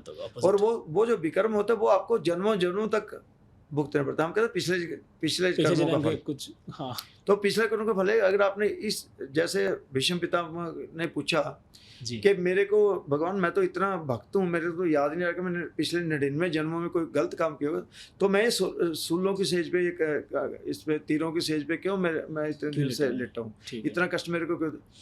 तो उसको भगवान ने कहा, तूने पिछले 99 जन्म में कोई गलत नहीं, लेकिन उससे पहले तुमने किसी एक जो होती है जिससे मकड़ी का जाला जैसे किसी ऐसे चीज़ को तुमने उसमें सुई मारी थी, तो उस सुई का रिजल्ट तुम्हें आज ये मिल रहा है। अब कोई भी काम करते हो तो उसका रिजल्ट आपको भुगतना पड़ेगा। हाँ, जब आप कृष्णा कॉन्शियसनेस में होते हो तो क्या होता है, आपके जो कर्म होते हैं ना, उनका जो फल आपको भुगतना, वो गाय के खुर की जितना खड्डा, एक तो बड़ा खड्डा होगा आपके लिए, वो गाय के खुर के जितना वो बन जाता है, तो आप उसको बड़े आराम से पार कर जाते हो। मगर कृष्ण भावना में आकर आप उस चीज़ को पार कर जाते हो। तो ये होता है कर्म और विकर्म। अब तीसरा होता है अकर्म, जिससे आप काम करते हो लेकिन आप पे उसका कोई असर नहीं। भगवान कहते हैं तू कर्म कर, फल की इच्छा मत रख, कर्म तो मेरे लिए कर। जब आप कोई भी काम इसलिए करते हो कि आपको कर्म करना है, जैसे एक इंसान है वो अपनी बेटी के लिए कितना कुछ करता है जी, जबकि उसको पता होता है बेटी मेरी नहीं है, उसने किसी बेगाने घर जाना है, तो वो क्या हुआ, वो बेटी के से कोई सेल्फिश इंटरेस्ट तो नहीं है, बेटी के लिए काम करता है। ऐसे जब आप कृष्ण के लिए काम करते हो तो वो अकर्म हो जाता है, उसका पाप नहीं आपको लगता, पुण्य भी आपको नहीं लगता, आप न्यूट्रल रहते हो। जैसे अर्जुन ने लाखों लोगों को मारा जी, ना? जी। लेकिन वो कृष्ण की खुशी के लिए मारा, कृष्ण की आज्ञा से मारा। तो भगवान ने कहा तू मेरे लिए युद्ध कर, तेरे को कोई पाप नहीं लगा, उसका कृष्ण अर्जुन को कोई पाप नहीं लगा। जब आप ये सोच के करते हो मैं कहा आप चाहे सिख हो तो आप गुरु के लिए करो, क्रिश्चियन तो आप अपने जीसस के लिए करो। जब आपका centre point of life God है, कृष्णा है, धर्म है, सच्चाई है, तो ये हो ही नहीं सकता कि आपको कोई पाप लगे। अब मैं अब इलेक्शन कैंपेन कर रहा हूँ, मैं किसी का पूरा सोच ही नहीं रहा। मेरे लिए चंद्रमोहन जी जीते हैं, मेरे लिए ज्ञानचंद जी जीते हैं, मैंने अपना कर्म करना है। मेरे को उसके बाद 1 वोट पड़े, 1 लाख वोट पड़े, कोई फर्क नहीं पड़ता। आपने देखा आई एम वेरी कूल। बिल्कुल सर। मेरे कोई नहीं कहा अब इलेक्शन वाले वहाँ लोग खड़े हैं, कुछ नहीं, आराम से बैठे हैं, क्योंकि कृष्णा के पावर है। मैं तो ये कहता करते हो तुम कन्हैया, मेरा नाम हो रहा है। तेरे चाहे तो दुनिया में पत्ता नहीं हिलता, हम कहते हैं। तो ठाकुर जी अगर चाहेंगे तो कुछ भी बन जाओगे, ठाकुर जी नहीं चाहेंगे तो घर पे बैठा अपना भक्ति करो, 16 माला का जाप करो, वही बढ़िया। प्रेम जी पूरी गीता पढ़ी होगी आपने, आई एम श्योर, है ना? सैकड़ों बार पढ़ी होगी। वेरी क्विकली कोई ऐसा श्लोक है, ऐसा कोई गीता ज्ञान जो आपकी लाइफ में बहुत काम किया है, यंगस्टर्स के लिए खास करना चाहता हूँ कि वो क्या ज्ञान है? जैसे मैंने 2-3 श्लोक ना मैंने लाइफ में अपने बना रखे हैं जी। एक तो ये जैसे मैंने बताया कर्म ने वादिका रस्ते, कि तुम कर्म करो, फल की इच्छा मत करो, तुम सिर्फ मेरे लिए कर्म करो। एक दूसरा श्लोक है जो कर्म अकर्म विकर्म, आपको हमेशा ये देखना है आप कर्म कर रहे हो, अकर्म कर रहे हो, विकर्म कर रहे हो। हर एक चीज़ को टेस्ट लो कि ये जो मैं काम है सोसाइटी के लिए अच्छा है, मेरे परिवार के लिए अच्छा है, समाज के लिए अच्छा है, और कानून के लिए भी अच्छा है। ठीक है। थर्ड जो है भगवान क्या है, भगवान कहते मैं पानी का स्वाद हूँ, सूरज की गर्मी हूँ, गुलाब की खुशबू हूँ जी, पेड़ों में मैं पीपल हूँ, पंछियों में गरुड़ हूँ। भगवान तो हर एक जगह पे, मिट्टी में हूँ, कण कण में हूँ। आप भगवान को 24 घंटे अपने साथ देख सकते हो, और अगर आपने उस स्थिति में आ गए तो आपने भगवान को पा लिया। चौथा जो श्लोक है सबसे बड़ा, जो इंसान यश अपयश, सर्दी गर्मी, लाभ हानि, जय पराजय, सुख दुख इसमें समान रहता है, विचलित नहीं होता, उसको हम स्थित प्रज्ञ कहते हैं। वो स्टेबल है, स्टेबल माइंड है। तो ये 4-5 जो श्लोक है ना मेरी लाइफ में, मैं सोचता हूँ कि life should be guided by the Gita. Gita is basically manual, operational manual of the human being. जैसे कार का ऑपरेशन मैनुअल होता है ना किसी चीज़ का, तो हमारे ह्यूमन बीइंग का ऑपरेशन मैनुअल जो गीता है, ये कोई हिंदू या मुस्लिम शास्त्र नहीं, एक ऑपरेशनल मैनुअल है। सर जान से पहले एक चीज़ जानना चाहूँगा, इलेक्शंस का माहौल है, अभी इलेक्शंस भी आने हैं, 5 अक्टूबर को लोग इलेक्ट करेंगे। आपके हिसाब से लोग कैसे वोट करें, दिल से वोट करें या दिमाग से वोट करेंगे? मेरा ये मानना है कि दिल और दिमाग दोनों से वोट करें। दिल में ये देखे कि कौन अच्छा इंसान है, दिमाग में रखे किसी का विजन है। They should choose a good human being, an honest person and a person with a vision. तो I think I fulfil all the requirements and let the people decide. क्या बात है सर। सर बहुत अच्छा लगा आपसे बात करके, और जैसे जितनी पॉजिटिविटी आपकी बातों में है, आपकी छवि में है, आपसे मिलकर हमेशा अच्छा लगता है मुझे। और मैं जानता हूँ बहुत बिजी शेड्यूल है, फिर भी आपने टाइम निकाला। बहुत लंबा पॉडकास्ट हो गया हमारा। तो अब थोड़ी इजाजत लेंगे, लेकिन इस वादे के साथ कि वापस जरूर मिलेंगे, थोड़ा सा तसल्ली से जब टाइम होगा, इलेक्शन से फ्री हो जाए फिर आपके साथ दोबारा बिल्कुल सर बैठेंगे। और thank you so much sir, बहुत कुछ सीखे हूँ, आई एम श्योर इस पॉडकास्ट से जो लोग देखेंगे। मेरा तो आपको भी आशीर्वाद है, thank you so much sir, जीवन में अच्छे फल फूलो, और मैं सच में लगा कृष्णा कॉन्शियस बनो। मुझे मेरे को इनफैक्ट अब मैं चाहूँगा अगली बार जब पॉडकास्ट करूँ मैं आपके साथ थोड़ा आध्यात्मिक नजरिए से बात करूँगा, उसमें बात करूँगा, क्योंकि मुझे आज भी टूवर्ड्स लगा नहीं मैं एक पॉलिटिशियन से बात कर रहा हूँ, जो एक छवि मेरे दिमाग में हुई नहीं। मैं एग्जैक्टली मेरे को बहुत अच्छा लगा, मुझे लगा नहीं कि मैं किसी पॉलिटिशियन से बात कर रहा हूँ, या भाई जिनके अभी सर पर कहते हैं चुनाव है, लेकिन बिल्कुल तसल्ली से। मेरे ख्याल से मैंने कोई ऐसी मैनिफेस्टो की बात नहीं करी, कुछ नहीं करी, आपने अपनी लाइफ के बारे में बताया, और उससे ही बहुत कुछ जानने को मिलता है आपके बारे में, आपके विजन के बारे में। थैंक यू सो मच प्रेम गर्ग जी, आपने समय दिया, thank you so much. All the best for the elections, and जल्दी मुलाकात करेंगे हम। Thank you so much. Thank you.